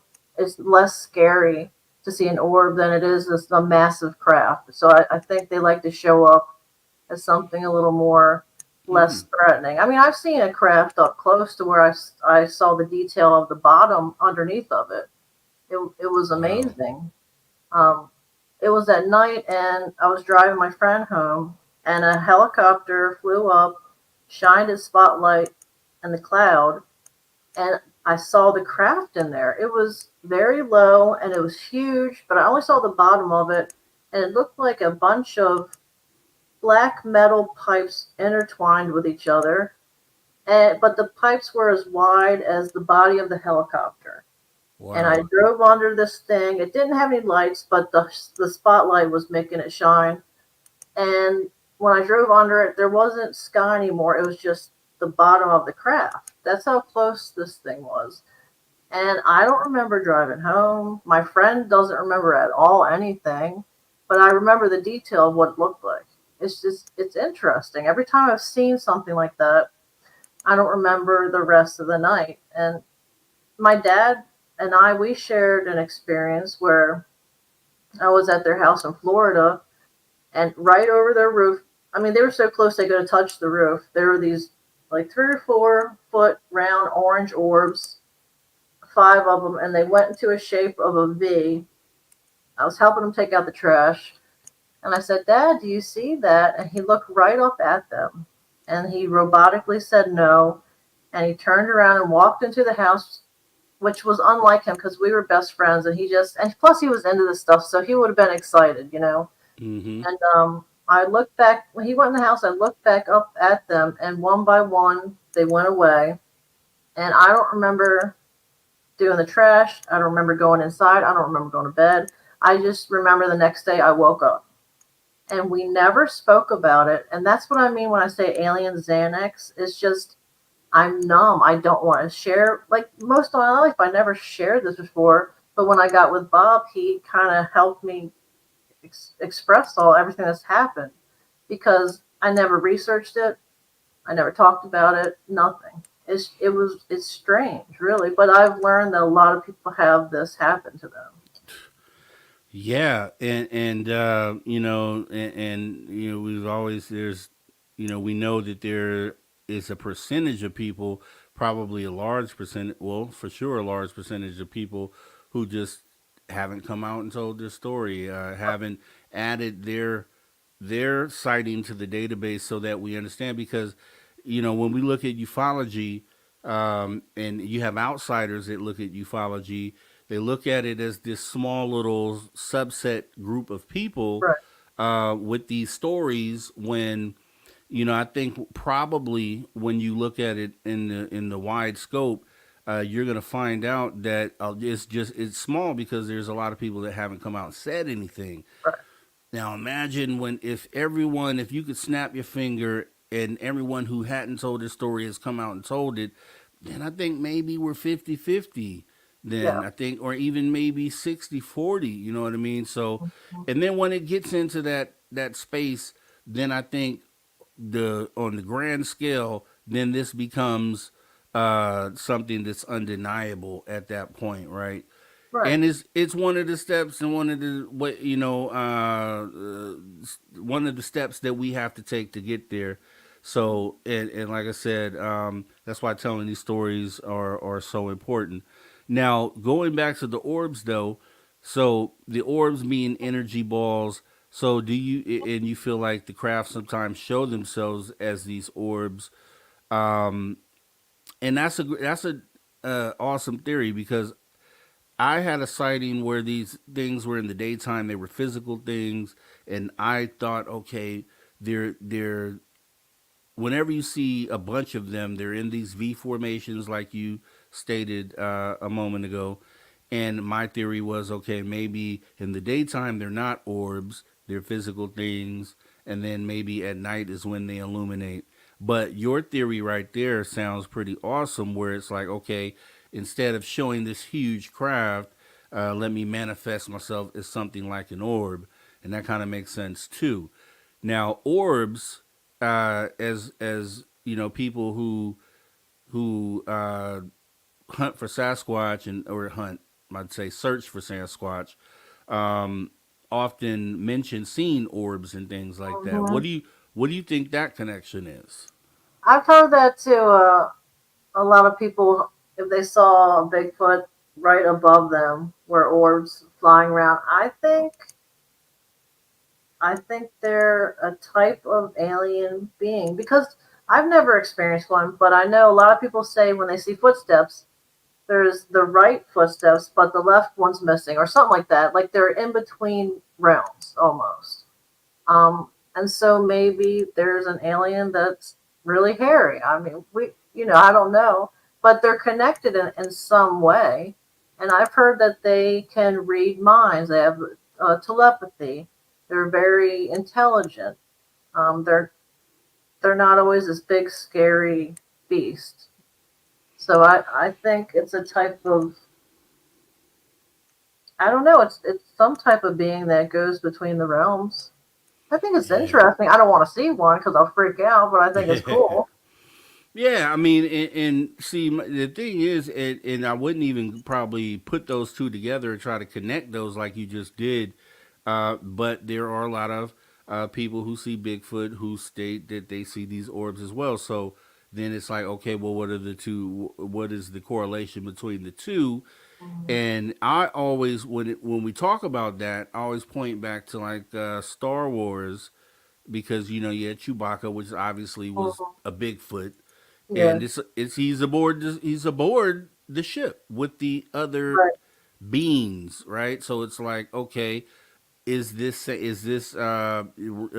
I mean, who's it? Lucas? Yeah, George Lucas. Is Mhm. this Lucas trying to kind of hint towards that these Bigfoot are in relation to something not from this earth? Mhm. I could see them as being a species, because if so many planets that are life, or that harbor life out there, intelligent life, just way too many to count. So why couldn't one of those species easily be a hairy species? Why not? Right. Why not? So it just makes sense when you start breaking it down and looking at what's plausible and what's not, it just makes a lot of sense. I just thought something interesting. It's probably dumb, but I think it's funny. What if Earth is like the Noah's Ark, and they picked a bunch of different types of species and threw them here, except Yeah. some can go into different realms, but we can't. There you go. Yeah. Okay. I like that too. The whole Noah's Ark thing is I think that too. I think I think when and that's obviously from the Bible, and Mhm. so I feel like the Bible is a book of metaphors, Right. and Yeah. I think the Ark for potentially, especially with the strong feeling that we probably aren't from here, it would Hmm. make sense that if this story it was in reference to us, that the Ark probably, maybe these are we are all from another planet and we're all put here.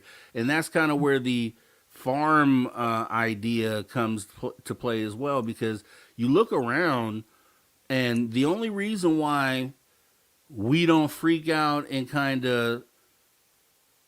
and it kind of even blows me away too, because with the skeptics that don't feel like other things can be possible, you Hmm. go in the ocean and you look at a squid and you tell me that's a normal thing. Right. We just know it to be normal here because we discovered it here and we figure it's an earthbound creature and it's been here forever. But who's to say at some point in time that wasn't harvested from some other planet and then dropped here along with all these other things? Because some of these things are so diverse in their appearance that Hmm. it just it's a good it's plausible. I'll say it's plausible. What Yeah. do you think about that? I do. I think we're a big zoo with a bunch of different things thrown in here. Because, I mean, I know the consciousness and love each other, but none of us really get along that well. And, I can't go and talk to a lion, it'll eat me. I mean, it's just none of us, we all kind of, we don't mesh well at all, really. Does that make sense? Heck yeah, it makes sense because when you say that, if the whole idea of this project, it was to have a cohesive globe of different living things that are able to uh, kind of symbiotically merge together and kind of live along with each other and kind of complement each other. Right, We're the only ones that don't complement right. the whole situation. Like, we actually are doing things to kind of destroy the project, truthfully, like with the nuclear weapons and all these Yeah, bright ideas that we have as human beings. Like, everything that we most of the things that we do are go totally against nature's plan. So it's like, when you look at it, what is say, if you look around, if everybody has a crazy uncle, if you look around, you don't see one, and it's you probably are. you. Yes, and that's kind of like what I think it is for us as humans. So yeah, your thoughts, please. Um, well, that made me think of something else. I've heard quite a bit, and maybe it's true that they harvest something from us, and so if you want to keep, if you want to keep taking from people, you're going to let them run around, do what they want. You won't let them get out of hand. You'll stop them if you need to, but maybe they're harvesting us for something, and they're letting us just be dumbasses running around blowing things up. I mean, I don't know. But that's what some people think. They think that because I've heard somewhere if if you want to control somebody, let them think they're free, and then they won't fight to get free. Mm, So lovely. I like that. I really do, because that's exactly what's going on. And you point to it, and without going too deep on it, obviously, but I think that's the bubble we have to break, because we have this comfortability in the bubbles that have been created. Like, we think it's so great to be free, is what we call it. But then you look around and you can't even go pitch a tent in the forest for more than a week or two without them telling you can't do it, right? And Right. this is free land. This is BLM land. We should be able to do that, and even take the free things from us and control every aspect of everything. So that's a Mhm. whole different rabbit hole, and I could talk for days on that because I think it is so unjust, and I think it's a crime against humanity. Let's start there, and that's the reason why we have to continue having these conversations because we have to change that process. We is comfortable as a lot of people are in the way things are, we still have to kind of blow this up because the way that it's currently constructed is not constructed in a way that will allow humanity to progress and ascend. It just isn't set up that way. So Absolutely. if you're comfortable with this and you want to keep staying in this, that means no ascension for humanity. And that means war could be tomorrow, and that same thing continues to happen. Like, don't you want to leave this planet knowing that it has shifted in a way that is going to be so much more Right. beneficial and open to your descendants, your great grandchildren, and all your descendants down the line? We have to we have to look at the two and understand that sometimes to get better you have to break it down. You have to break it down to build it back up. And it's tough to say that because we live in a country where it's supposed to be like the best place to live in the world. We Mhm. should have no worries here, but even this is something that we have to break down in Right. order to get to that next step. Well, we have so much fear of the unknown, and we are used to being controlled, from birth. And in a sense, we're controlled no matter what we do. And so it's scary to think outside the box. I think fear is what stops a lot of us. And I think fear is what also stops people from believing in certain things like spirits or aliens. Even if they see it, they get scared and they go, "I didn't see that. It was a bird," or. So I think the number one thing is to work on not fearing so much. But I Yeah. think that the government relies on us fearing everything. And what do? They do fear tactics to get us to worry or to look over here. So no, we're not looking over here. It's just they play a little game so that we don't want the. We're so in survival mode that we don't ever take the time to kind of lift our heads up from the phone and look around. Because all you have to do is just look up. If you look at nighttime, you're going to see something. They're all around us. One thing I'll say, which I think is important too about this society, and this is just one of the real reasons why everyone should want this to be different, is even in a country like America, it's supposed to be the best country, supposed to be the richest country, best wages. Even when you look at someone who would make $50,000 a year, which is supposed to be decent, okay money to live on, and you look at how this thing is set up, because like you said, we're born into this. You don't have a choice. You're Right. born into it, and literally your life is predetermined in a lot of cases Mm-hmm. by the way this is set up. So think about this, and I've said this on my own channel.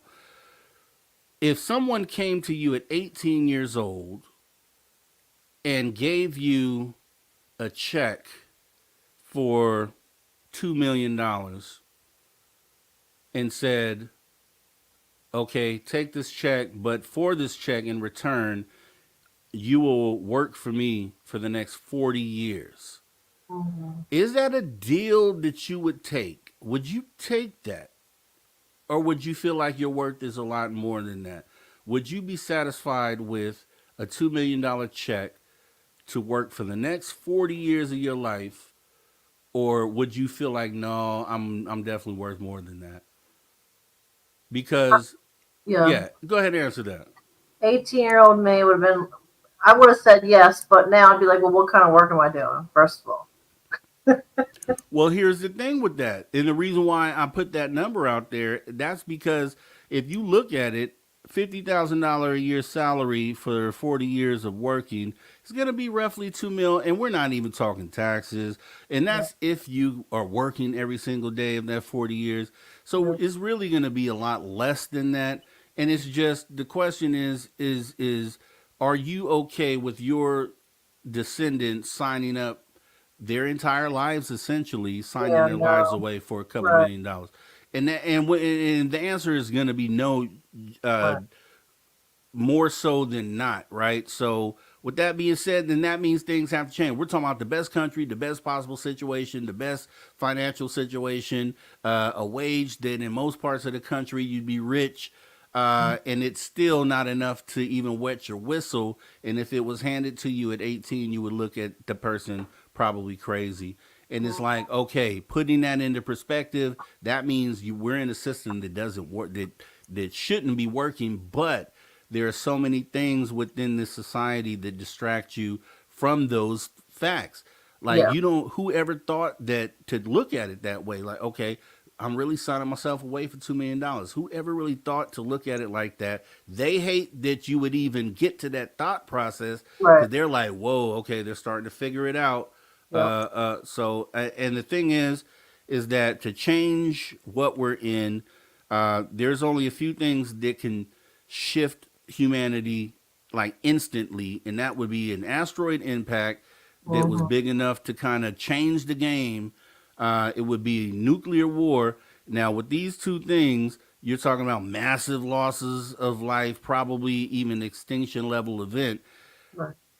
And then that third thing that shifts immediately humanity is this disclosure on these ETs. Yep. And this is the one thing that doesn't end result in a massive loss of life that we have control over, that we can do something about right now by Right. just getting all of our experiencer stories together, presenting them to the rest of the world so that everyone knows that, where we're at.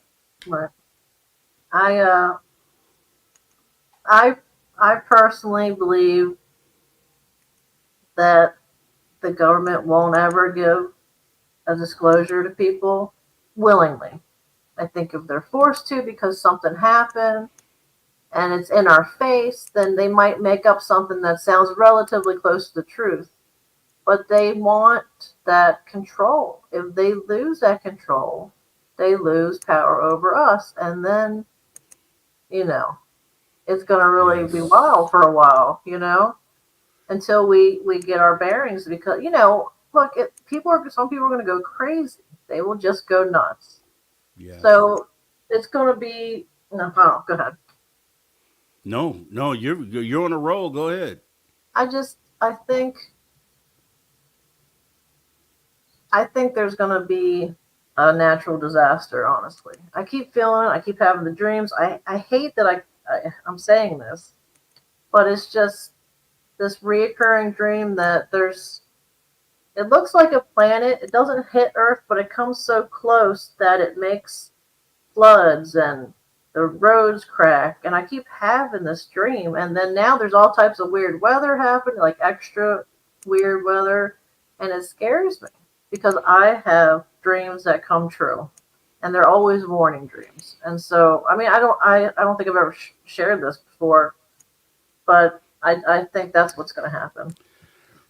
And you may not be too far off from the truth, Lala. I'll tell you because if we remember, I think it was just back in 2013, the the asteroid that exploded above Russia, some city in Russia, and kind of blew out windows and things of that Yeah, nature. And that asteroid was not detected. It came in from the sun, so it was not detectable until it was too late. And literally, the whole thing transpired from the moment you saw it in the sky to the moment that it exploded was literally seconds. right, So in an event like that, right, who can really prepare for anything like that? right. And you know, I would hate for because that's one of the things I fear the most is a huge rock dropping out. That is just my total fear, and I really hope that I never have to see anything like that in my life. I have dreams of that scenario Uh, myself, but you know, and here's the thing: maybe if we and to kind of go against that, maybe if we are able to get this pushed across the line, then maybe we can be in a world where we can at least develop things that defend planets. Hopefully, they've been using black budget money for that already. I would hope that they have already developed systems that defend the planet. Who's to know what they're really spending it on? But yeah, that's a scenario where yeah, we're gonna have to be able to defend the planet, and I would rather them be spending black budget money on those sorts of things. yeah, But we can't trust them to do it, and that's kind of where we end up at the end of the day, which is why we can't trust the government for disclosure. We can't trust them to do a lot of things as they've proven, not just our government, but governments across the globe, right, yeah, and yeah, which is why we have to make sure that we get this disclosure. This has to happen. Like yeah. this isn't. There is no other way, but getting disclosure and getting to the other side. There is no other way. I agree. I do agree with that. So, with that being said, Lala, we're getting right here to the last few minutes. I definitely want to make sure that everybody knows where to find you and kind of just tell us what you got going on. We got a few minutes here. Okay, real quick, if you wouldn't mind, Yeah. could you send me a picture of that shadow person? Because I'd like to read the photo for you, if that's okay. Oh yeah. Okay, No. Yeah, I can do that right after the show. okay. Um, so I'm Lala Bright on Facebook.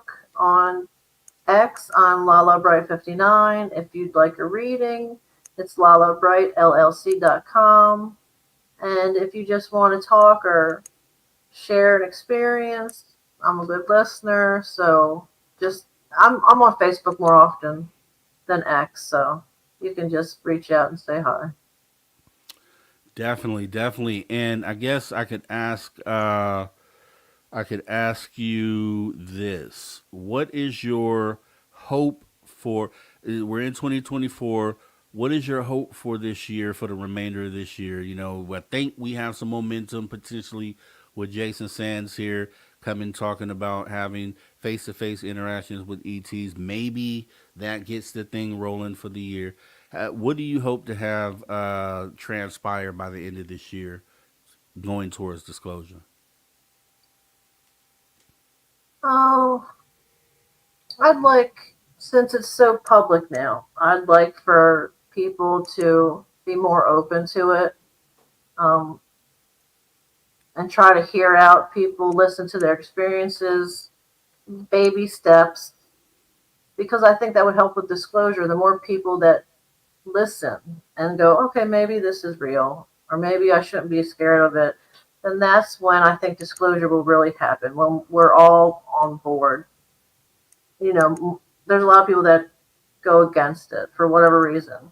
So I would like people to just be more open, listen, and that might lead to something positive by the end of the year. Agreed, and you're absolutely right. I'll add to that because yeah, everything you said plus yeah, um, I would just hope that anyone who gets engaged in these conversations, you see, there isn't leaning any too far one way or the other. If you're a skeptic, if you're a non-skeptic, just at least go into the conversation with an open mind and just be open to the possibilities. Because I'll say this once again, we know that we're sitting in space which we consider to be infinite, which is silly to even think about. Something that doesn't end, doesn't even make sense, right? Hmm. But that's the theory by scientists. We're sitting on a rock that is traveling through space at thousands of miles an hour. We're spinning around the moon, sun. We have a moon. Come on, I mean, with all that going on, you can say without doubt we don't understand what's going on. One But other thing on this planet Earth, 70% water, 30% land. 95% of the water is unexplored, 10% of land. The overall total of this planet that we walk on and live on every day is like 65% of this planet we don't know what's going on. So if we don't know what's going on here, we don't know what's going on out there. We probably don't know what's going on in general. So kind of temper your expectations and just approach this thing with an open mind. I agree. I right. agree 100%. And with that, Lala, it has been a pleasure talking to you this first time, and I hope we definitely do this more often. And maybe I can get you and Science Bob on together, and then we can go into some things. That would be awesome. Science Bob, if you're out there, we got to set that up. And outside of that, yeah, Lala, you have a great rest of your day. It's been a pleasure. You take care. And for everyone else out there, we are going to go ahead and take pause for the cause as we get ready to jump into our last break of the night right here at Spaced Out Radio. Kick back, relax. We'll be back in 5 minutes. All right, Lala, you take care. Okay.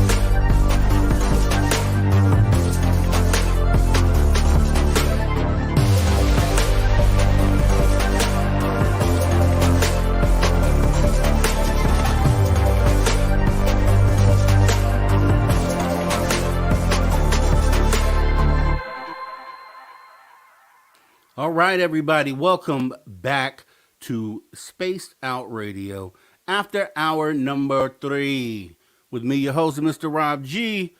As we get ready to jump into the final hour here, we will be joined momentarily by our paranormal reporter, Travis Mustus. So it should get really interesting. Definitely want to thank Lala Bright for coming on in tonight. Totally was awesome. And also to all the space travelers out there, you're already a space traveler, right? We're on this rock traveling through space. You're technically a space traveler. Let's consider doing the next step, taking the next step, and joining the club. That's right, you can join our SOR Space Travelers Club for as little as $5 per month by joining our Patreon. Totally appreciate you. And for any new viewers out there, totally appreciate you guys coming on in and sharing the experience with us here on this Sunday night after hours. We would love it to see you guys come back for future shows. So please consider hitting that subscribe button and notification bell so you know next time we go live. Like I say, we have a show here 7 days a week here at Spaced Out Radio. So there's always something going on here, and I think you'd enjoy it. So definitely consider doing that. With that being said, we're going to go ahead and get into this hour number 3 and go ahead and bring in our guy, the paranormal reporter, the guy with all the best energy in the world. And I think he might even have some treats for us here tonight. Let's go ahead and bring in Travis Mustus. Travis Mustus, how are you, sir? I think you're muted there. Woo! Hey, thanks for having me back. No problem at all. Thanks for coming on in. Let me take a sip of my beverage. Yeah, I was just having a little chuckle there at you brought along some gifts. Brought along some gifts. Brought along receipts, right? 2024 is the year of receipts. Please, guys, if you have receipts, bring them to the table. Skeptics want to see proof, and I understand that. And let's try, this when we can and when we're in the position to do so, let's try to bring those receipts to the public, right? So what's going on, Travis, man? How you been? What's been going on? Mr. Let's call it, I'm going to start bringing you in the author, the paranormal author, Travis Mustus. And I know you have the new book out. Go ahead and talk about the new book real quick before we go ahead and jump into this here. Yeah, just the Mars Bug Wars, the Forgotten Ones. There it is, folks, in the back form. It's been great. Like I said, I've been really enjoying writing the series. It's been it's been just excellent. In I should say in terms of creativity and just like from one thing to another. Now I have I have hats that go with it, and I have a bunch of stuff that are just coming along with it, right? But at the end of the day, I've been just busy with just life in general, man. Living, existing, and seeing all the the different kind of occurrences that are going on just in natural form and natural place, right? So Yeah, Travis. I don't know if you're aware. We had the story break during yesterday's after hours with Jason Sands, the newest whistleblower, UFO whistleblower, who decided to go ahead and come on out and break his story on Twitter Spaces. We covered it yesterday. We aired it. And he's talking about some stuff, man, where he has had firsthand interactions with extraterrestrial. And, hey, first time somebody says something like that, okay, let's look into it. But there's been stories lately, and I pointed out like Tim Gallaudet, who came out the end of 2023 and essentially said the same thing. Just kind of came out and said, hey, yeah, it's true. The government has been in contact with ETs, which for me, that statement initially was mind-blowing. And then it kind of, now that we have Jason Sands come out and talk about his experience, it kind of shores that up.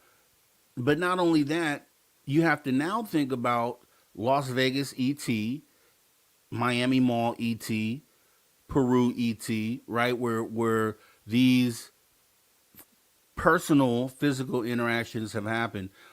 Do you have any opinion on this, man? What do you think about all this?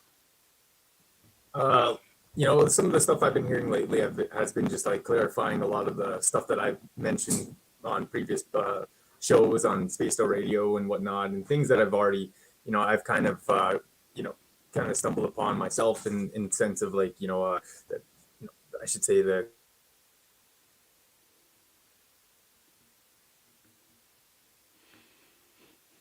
Looks like Travis froze there. Yeah, Okay, a lot of he's back. clarification. That's what I honestly. Honestly what I'm like. I'm kind of happy about it, and I enjoy when when the whistleblowers come out and they start to say some of these awesome stuff, and like I said, clarify a lot of the things that I've been saying myself out there. And here's the thing, right? Not only that, let's go back. We have Ariel School, we have Westall School, two sightings where children saw beings, saw craft land, saw things come out of the craft. We have Lonnie Zamora who saw beings outside of a craft, get in the craft. So we're already, when you start to now look, well, and within ufology have already known all these things. But for those on the outside who are looking, they should now be able to look at this and say, okay, the evidence is piling up. So, okay, let's explain some of this stuff. And we can't just, those hard skeptics are just going to bring up, things that really don't make sense as explanations, right? When we have so many other eyewitnesses. With that being said, I think it's been a shame, but I still think it's a shame that the government disclosure doesn't include experiencers. But I think that Jason Sands, if everything that he has brought to the table is true, it just shows that it likely is going to come through the experiencer, which is the way I prefer it, and which is the way I predict that it's going to come. I don't know. What do you think about that? It's definitely a part of the process, until until it just starts to go on a little further, and then we start to have more of these more artifacts and things start to show themselves, and we start to find some other like traces and things that are outside of our planet, and yeah, that's all part of it, right? For sure. Now I know you've had some wild sightings out there, right? And you've brought receipts here before. We've shown a lot of the stuff that you've brought, and it's always been amazing. I know you sent me some stuff as well, and I am going to try to cue that up real quick here. As anyone who doesn't know, Travis is up in Canada, and the wide open skies out there, and he's catching amazing things out there. No special equipment needed, just your normal camera, and he is catching things that I think you probably could say are things that for surely are not man-made and are anomalous, right?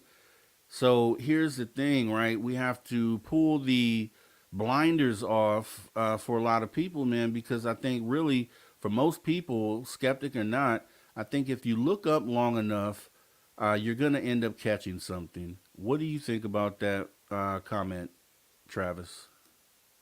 Yeah, it's definitely you take time, to like throughout the week, and you check it out throughout the month, and some nights you don't see much, but you'll still get spectacular like events, like I should say astronomical events, like you get to witness, and just like meteors and all sorts of kind of interesting space anomalies and activities, right? So what I'm getting at is yeah, it does take time, and then but eventually you start to notice the oddities of it, and how they tend to make themselves known, or they'll do a little flash, and when they're going by, and like light up and flare up, and then continue to go back down into their regular straight pace, and just like they're just flying along, and it's pretty cool. Like so like when I can, and it's nice and clear, and if it's low enough, I'll be able to get it on camera, and make get a nice video of it. I'll try to make myself like steady enough for the camera to get like I should say a stable stabilization in there so we can see clearly. But at first it's a little like starts off a little blurry, but then you see I do stabilize and I do get it for the rest of the video. It flew from the north. I only noticed it as it was like kind of going above and over me, and then I was like, oh, and I pulled out my camera, right, like because like I was looking directly east and kind of like over the horizon and checking out some of the like Andromeda system there and a few other like just stars and galaxies out in that direction. And then all of a sudden I noticed it above and I was like, hey, there it is.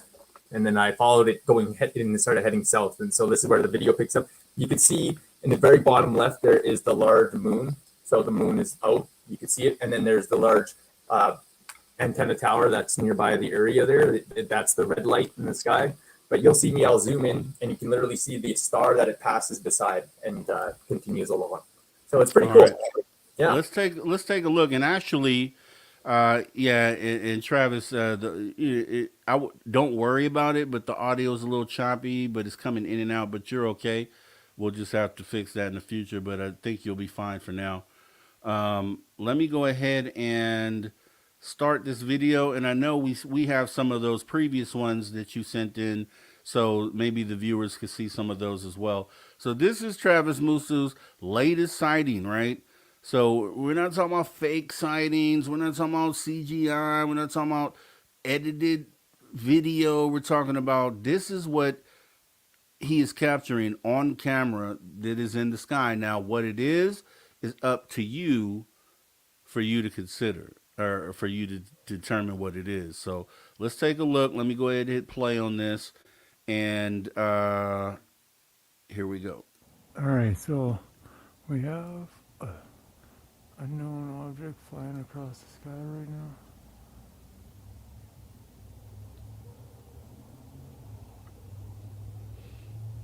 As you can see, it just flew past that star. And it's just moving down along. Don't mind the vehicle passing by on the road. Right there. There we go. Trying to hold it steady as I can, but you can see it clearly heading south.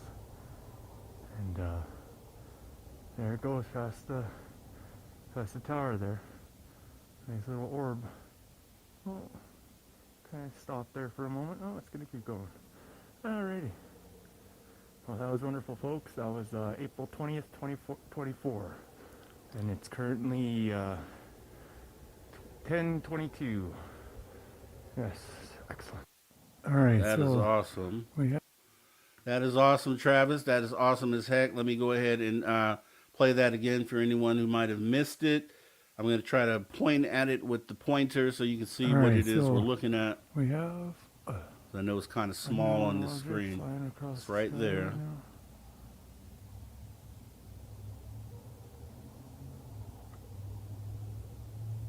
As you can see, it just flew past that star. And it's just moving down along.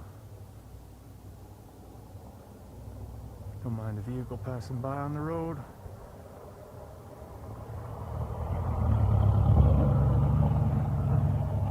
There we go. Trying to hold it steady as I can, but you can see it clearly heading south. And there it goes past the tower there. Nice little orb. Oh, kind of stop there for a moment. Oh, it's gonna keep going. Alrighty. Well, that was wonderful, folks. That was April 20th, 2024. And it's currently 10:22. Yes, excellent. All right. So that is awesome, Travis. If you want to come in and talk about that, I guess explain to us what did it look at like with the naked eye?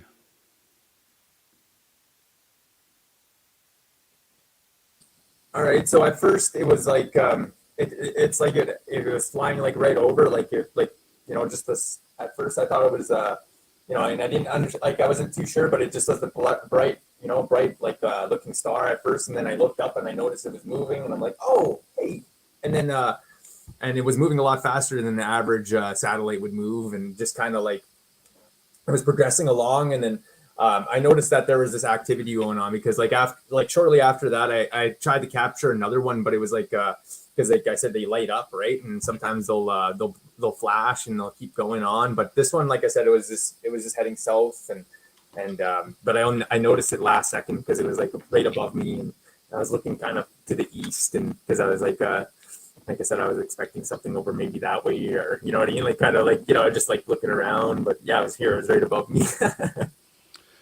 Yeah, that is wild, and obviously with the video, in the video I took as well, you don't get the same perspective that you get with the naked eye. However, I do know that you have there's other videos that you've sent us where the objects were a lot closer. So what I'll do, and it's in this history here. So let me go ahead and go back to one of these previous ones that you sent over here. I think this is the one here. Let me see. Is this it?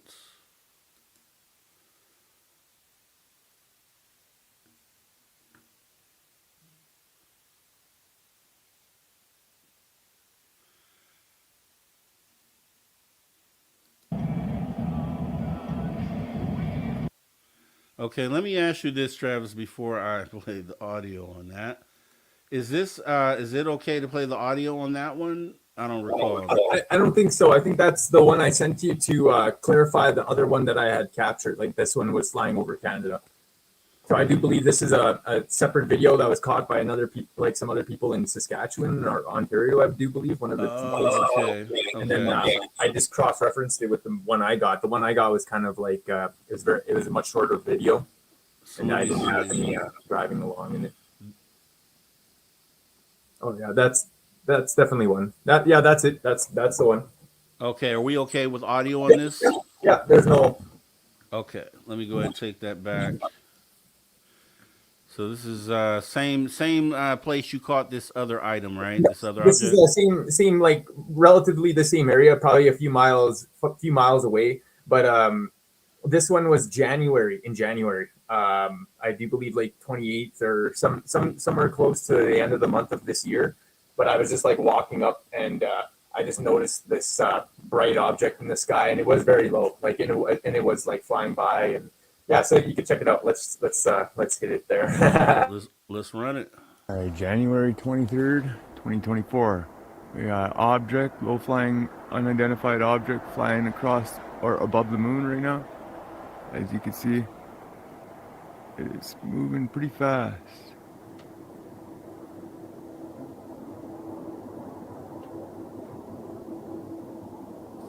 Yeah, and you can see that it's like pulsing this light. What is that? Like has this like burning like energy going.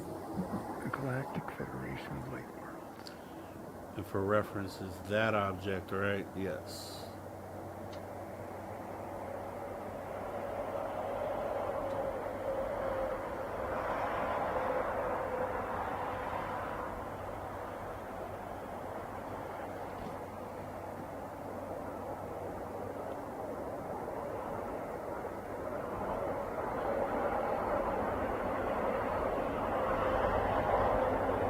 Look at that.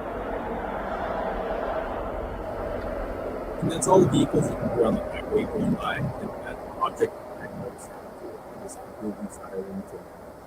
And it was like, yeah, it was beautiful. It had that energy too. Like you could just feel It's it. going by. It was flying from the north, now heading south.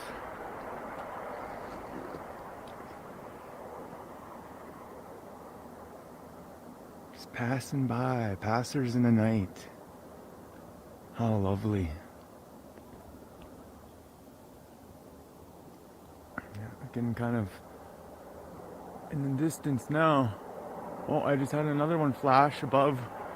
Ha ha ha! I didn't get that one on the camera though.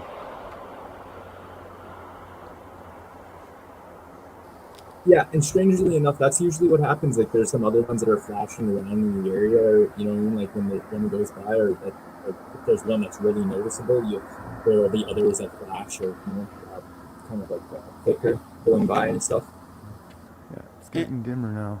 And I'll say, there are plenty of sightings with the orbs where there's the multicolored aspect to them, where it's almost like a carousel of colors that it actually goes through, and you see that often, and so you know that's definitely something anomalous and not Moving. something like a prosaic object like a helicopter, a drone, or anything of that nature. Let me go ahead and I think we probably put it on full screen. I'm gonna take it back. And it's gone, folks.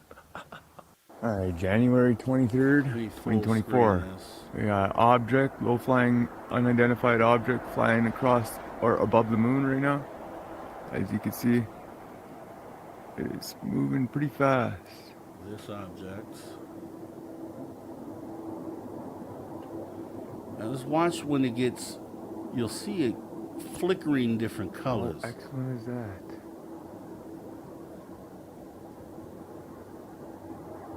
Galactic. But the government will sit up and say that these things aren't up there.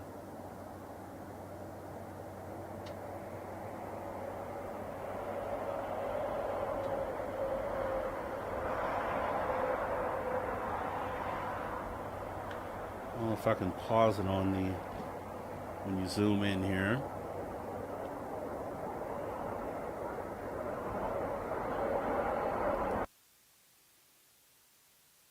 Okay, just look at that.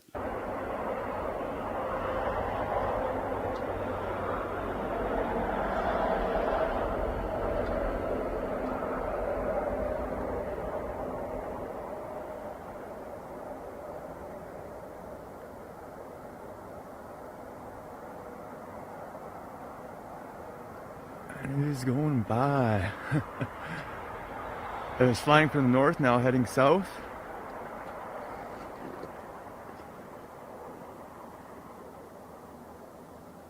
Just passing by, passers in the night. How lovely. Yeah, getting kind of in the distance now. Oh, I just had another one flash above. Ha ha! I didn't get that one on the camera though.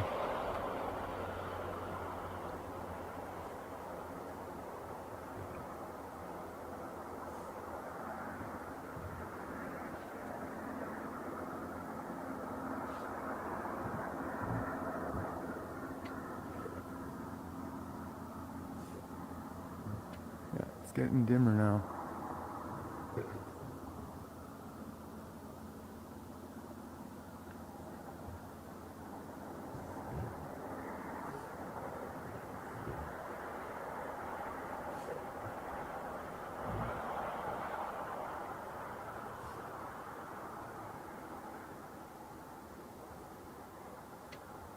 Moving.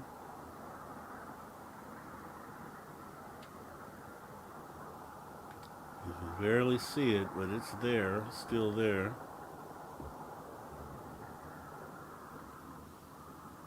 And it's gone, folks. Yeah, so once again, Travis, that is just amazing. That is amazing footage captured there. And I just have to, and let me actually field this question real quick. Browndorf wants to know exactly what it was you were using to record that, Travis. Yeah, that one, those two captures, I was using my phone. I don't. The make of it is like it's something S.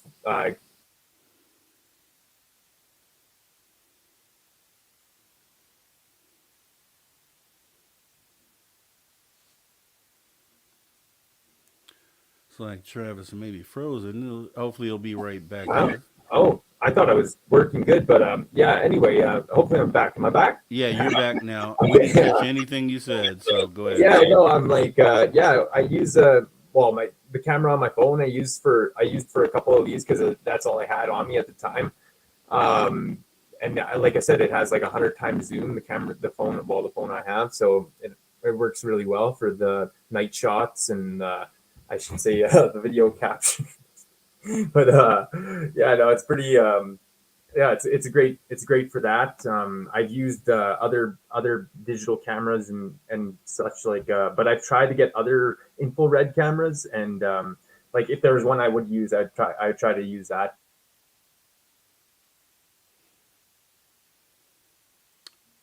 Okay, definitely. Yeah, so I just want to kind of talk about that, right, guys? So we have. Can we start putting? Let's start using the logic. Let's start putting things together, right? So let's do this. So I think that there is, even with the footage that was dropped by Corbell a few years ago, just even no radar image, even though the jellyfish UAP, these were all taken through some sort of government lens or filter, night vision in a lot of cases. Um, I think we have enough craft or enough evidence, let's say, to say that something is in the sky. So, regardless on what you want to define that as, if you want to define that as an orb, if you want to define that as a sphere, as some people would do as well, I think we can all at least agree that there's something strange in the sky. Okay, so moving on from that, it doesn't take on any of the appearances of any of the things that we would come to know as things that have been created by man, right? So I would say this. I think we could agree on that, and I would say until something man-made is brought to the table that is able to display those sorts of characteristics, then I think we could put those things in a bucket of, as of today, as of right now, that these aren't things that could be attributed to anything that had been built by a man until some evidence comes forward, which that could happen tomorrow. The government wants to come out and say, hey, we've been working on this thing and here it is. And then we're like, oh, wow, okay, that explains. So until that day comes, then I think at this very moment we have things that we can consider being prosaic or anomalous things that are in the sky that we can't explain what they are, right? So let's take those in there so we can probably at least all agree on those things, anomalous things in the sky. So now we lean on other experiences or other experiences. So now we go to things like um, Varginha, Brazil. We go to the aerial school, like we talked about before, the Westall School. Situations where whatever these craft are, whatever these objects are, have been seen landing on the ground, right? So things that we seen in the sky have landed on the ground. We have reports of those things happening with various witnesses. And then on top of that, we have uh, we have in those same instances mass mass correlation to the things that come out of those craft, right? Which end up being as described, if you want to call them extraterrestrials, interdimensional, whatever you want to call them. We have reports of things coming out of those craft that are living beings that are not humans, right? So if we can get that far down the line, based on the evidence that we have, then it isn't too far off at that point to start looking at a story like a Jason Sands or David Grush and the things that they've come out with.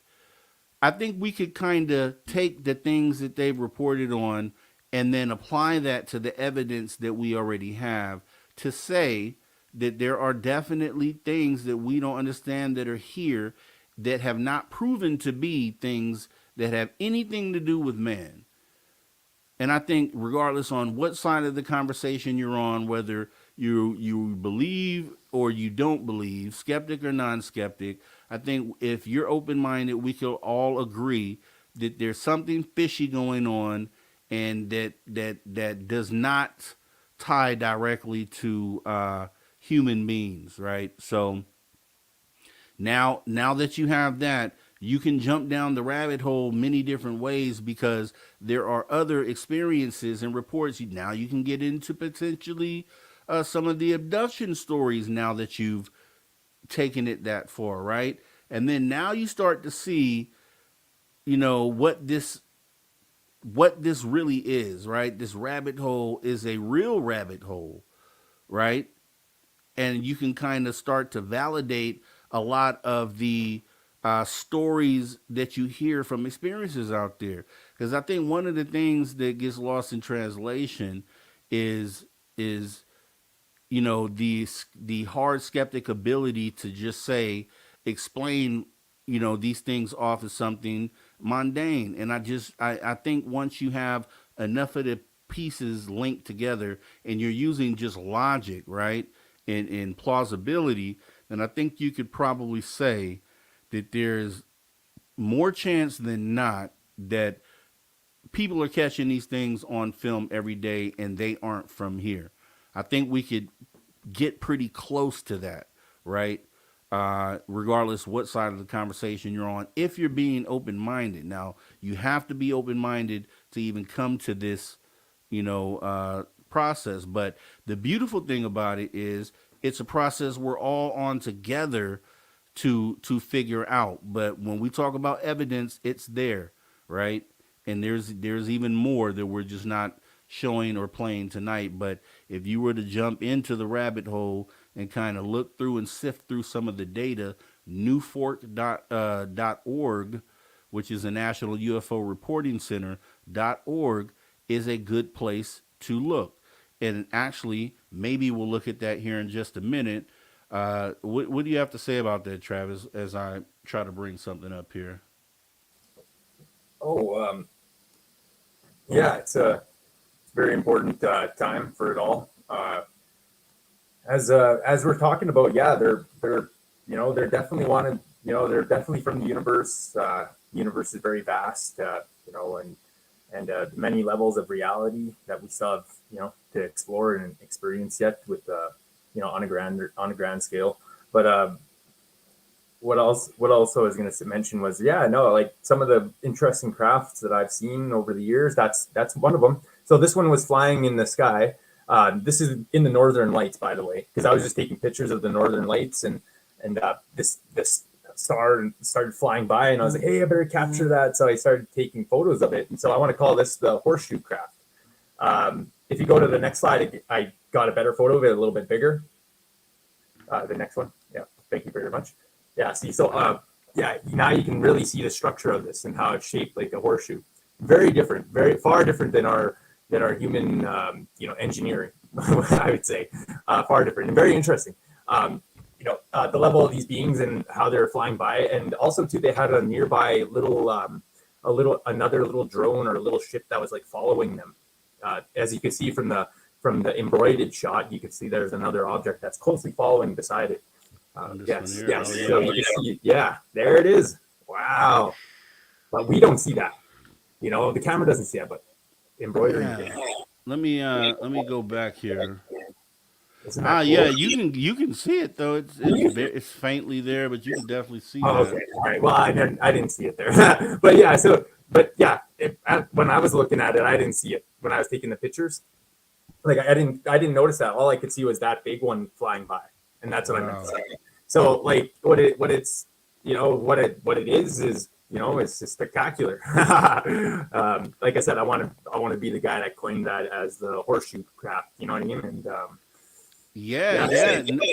And I'll tell you, and here's what we'll do, because I want everybody to, I don't know if a lot of people even know that there is a resource like this out there. Let me go ahead and bring us back up here. So I'm actually going to bring up a database here, which is almost an equivalent to a MUFON. It is a website where you're able to submit your sightings, and I recommend, truthfully, anyone, regardless on what you think it is, if you've taken a picture or recorded this, definitely submit your information. Catalog it for yourself, obviously, and for the community. But submit it to one of these reporting agencies like a MUFON or a New Fork. And let me just kind of show you. I'm going to share this tab. So is that up here? Let me see. Okay, yeah, here we go. So this is National UFO Reporting Center. And just to kind of get in here, so for instance, Travis had this horseshoe craft. So they have this thing broken down into categories. And we've shown this, I think, maybe a few weeks back, this website, but there's just so much data here that it is definitely something that you would, if you're interested in this or you want to kind of validate something that you may have seen, this is a place to go. And let me look in here. Oh, I don't. That's enough of validation for me. That craft, seeing it like I don't need their opinion on what it is. Yeah, no. For you, for sure. But like for people out there who are, who may capture something, they may not be sure, or, it's just, I want you to see how, depending on what it is, and this is just on shapes. So these are all the different shapes and all the different numbers of reports for each type of shape. So, and just kind of looking here. So we'll just pick one. Let's see. Orbs are always. Let's do.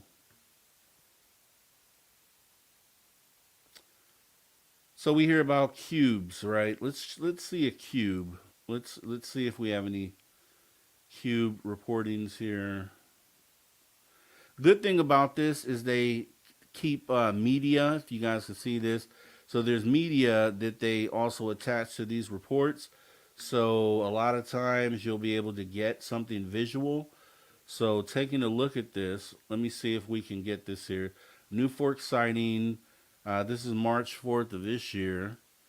And let me see. The description is characteristics, emitted other objects, aircraft nearby. It's a strange object observed while in flight. So this is taken from a plane, an airplane, aircraft. It says aircraft in flight over Minnesota observed strange object moving rapidly, and at one point part of it separates. You can hear on the radio that the other pilots are asking about it.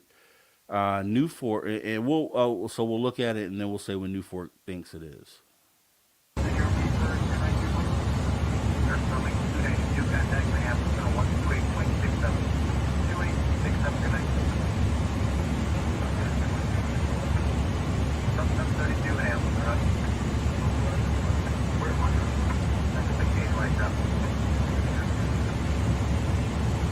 That thing is moving.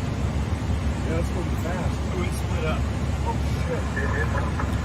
Okay, I remember this in the news. Yeah, it just broke up. Holy That was shit. off. It was that bird. LA Manor. They said they're doing a 50-37, 3-4. That was already done. 34 yesterday.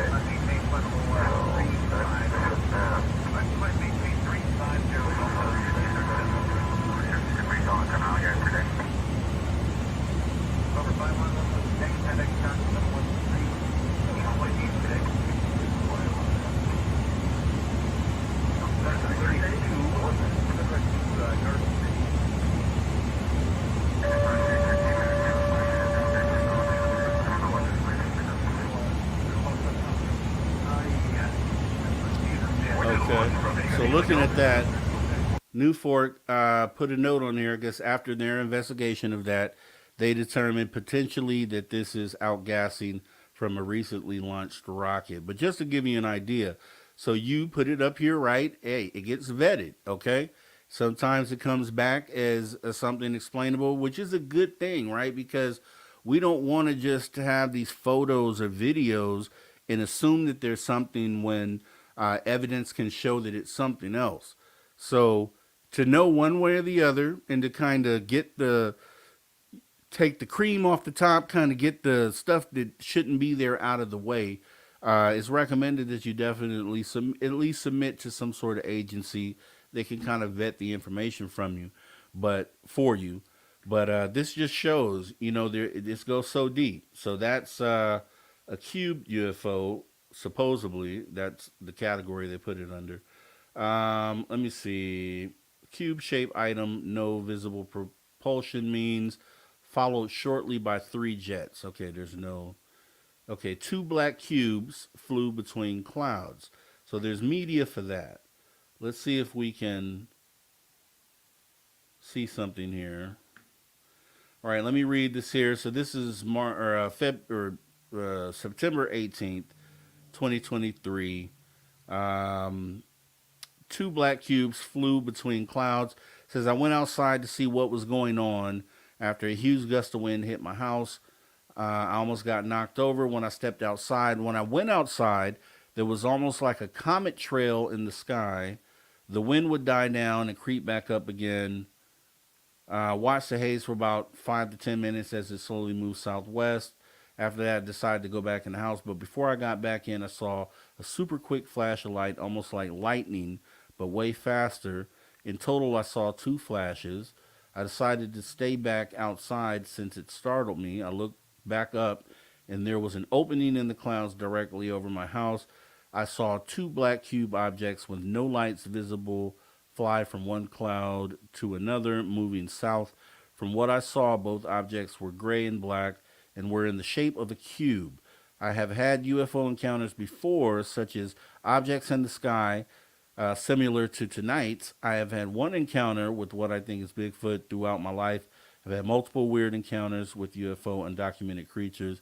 I posted about this on Facebook, and multiple people in Montana and Utah have stated similar encounters. The encounter in Utah, which occurred roughly 1 hour ago, saw similar flashing lights. Him and his friend grabbed their phone to try to get photo, but were unsuccessful. Other people in Flathead County say they saw the same haze effect before I saw the UFO. I strongly think the haze is northern lights, although what strikes me as very weird, every time I've seen the northern lights, they have been towards the north, not to the west like tonight. This is time-lapse video. I did not see any other streaks of haze. So let's just see if there's anything. This is only... this is not depicting UFO. Okay, I mean, that seems to be typical northern lights.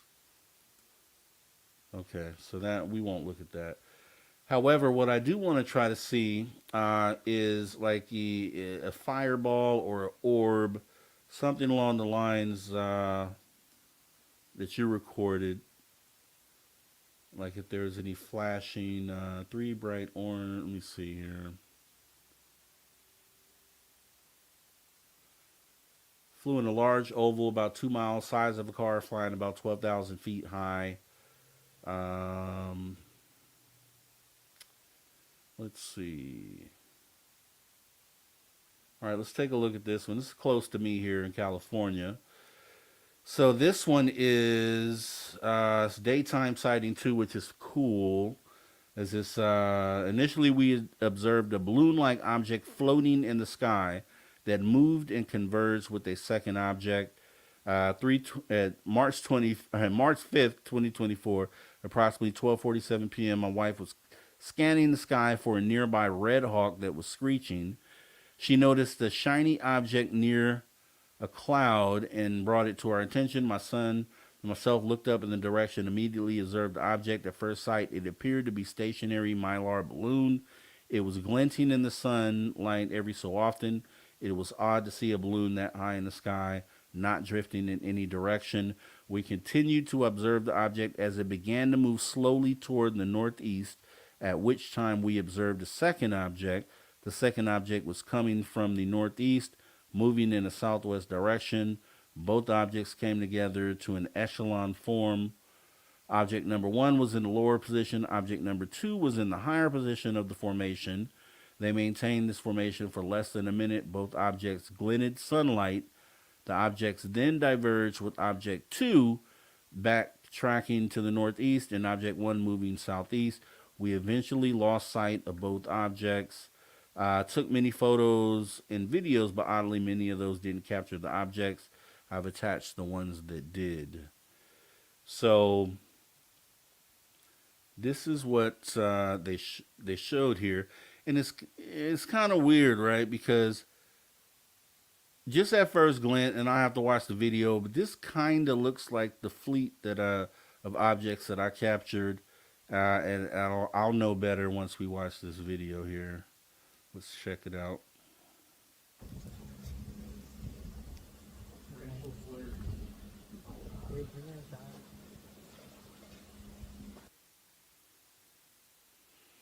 Okay, so not the longest video.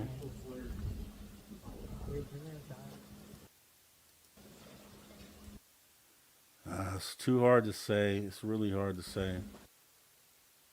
It's hard to say. It's hard to say just off that video, unfortunately. I wish it You know what's was a funny good is one. I had a similar picture like that, but it was I just didn't want to even share it or show it because I was like, it could be birds, it could be an eagle up there, you know what I mean? Like I had my you know what I mean? I go through my little list of my checklist before I consider it anything, beyond or from beyond. But yeah, no, that's a fair point, right? Like that could be anything up there, right? Like that Well, we just seen. and here's in the flip side to that. So I'm glad you even said that there, because the way I feel about that is just like my sighting. When you just said that, because initially uh, people thought the sighting I had was birds, but then I submitted it, and uh, balloons got debunked, and I think the point is that there are some things out there that may look mundane that you think is okay. That might just be a bird. You don't look at that again, but if you took the time to look at it again, then you would figure out, okay, no, it's not that. And we don't have time tonight, but my sighting, and you can go to my page over youtube.com/ at Mr. Rob G, as it shows in the upper right corner of the screen here.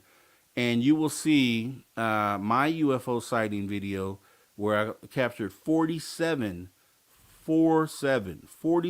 objects in a formation in the middle of the day.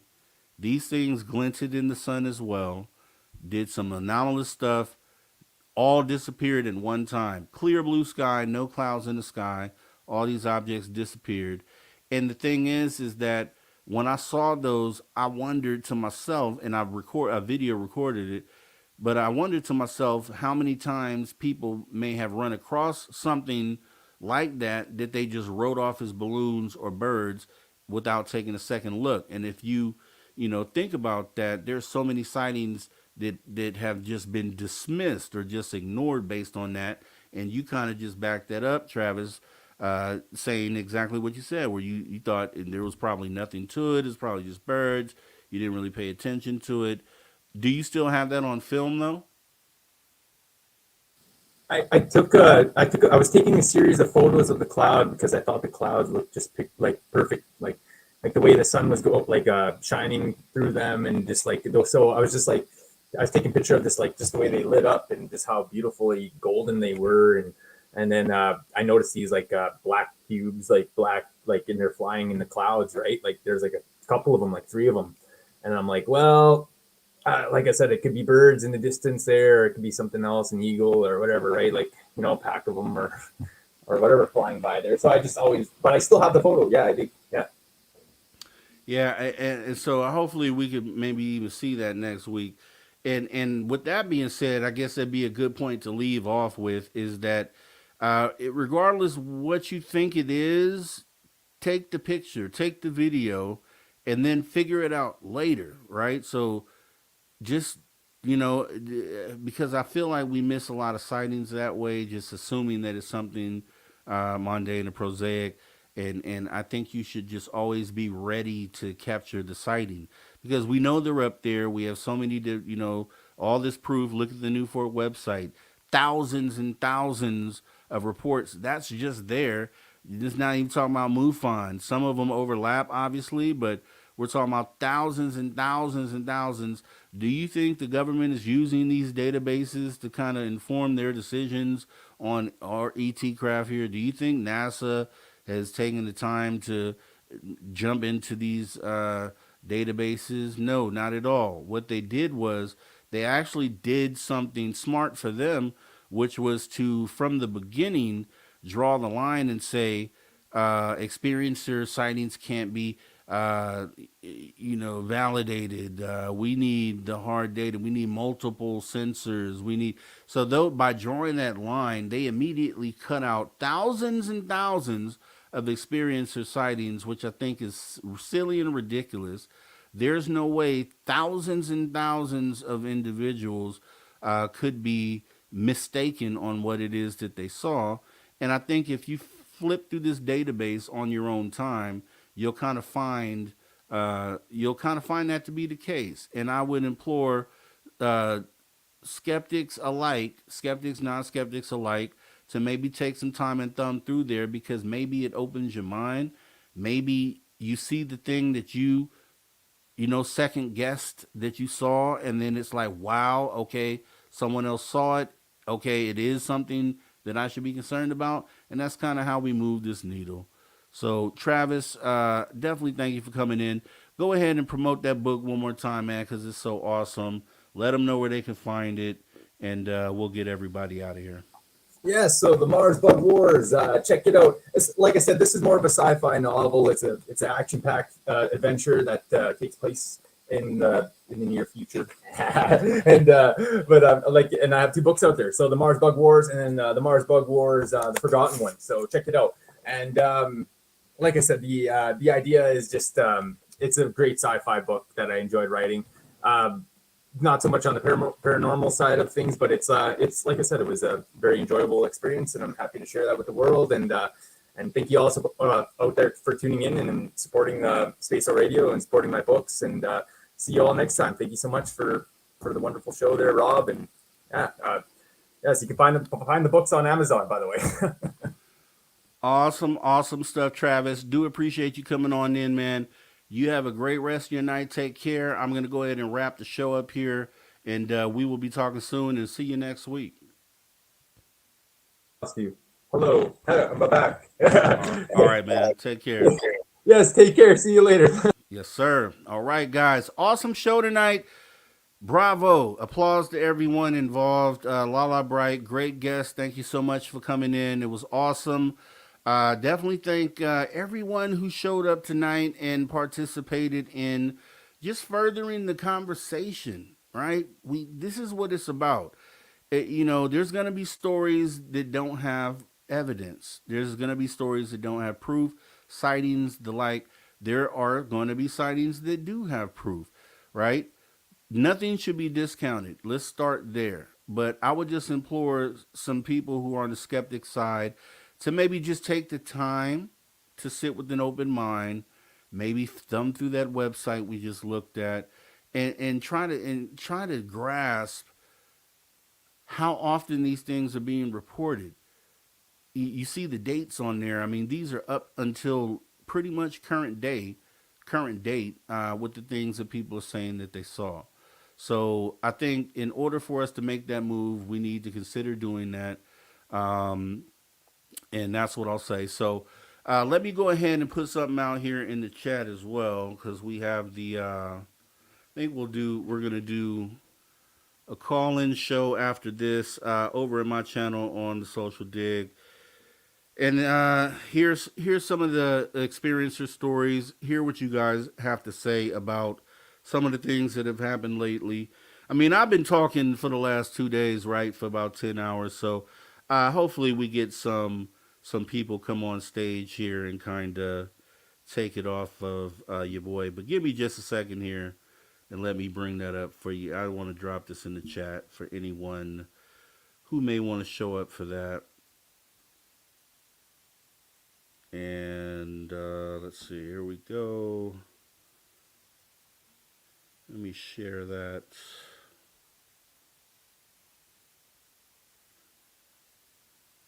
Otherwise, it's been an awesome show. All right. right, so there it is. And yeah, so you guys can click that link, come on over there and have some fun. Come on stage, talk your talk. Let us know what you've been going through. Let me go ahead and drop the Spaced Out Radio commercial for swag here, because we don't have ugly swag. Want to make sure everybody knows that. Let's go ahead and run that, and then we'll get ready to get out of here. Hey everyone, guess what? We do not have ugly swag. We have Spaced Out Radio gear that you're going to want to wear. Why? Because no one wants to wear ugly clothing. So head on over to spacedoutradio.com and go shopping today. You'll be glad you did. And it's a great way to support our show.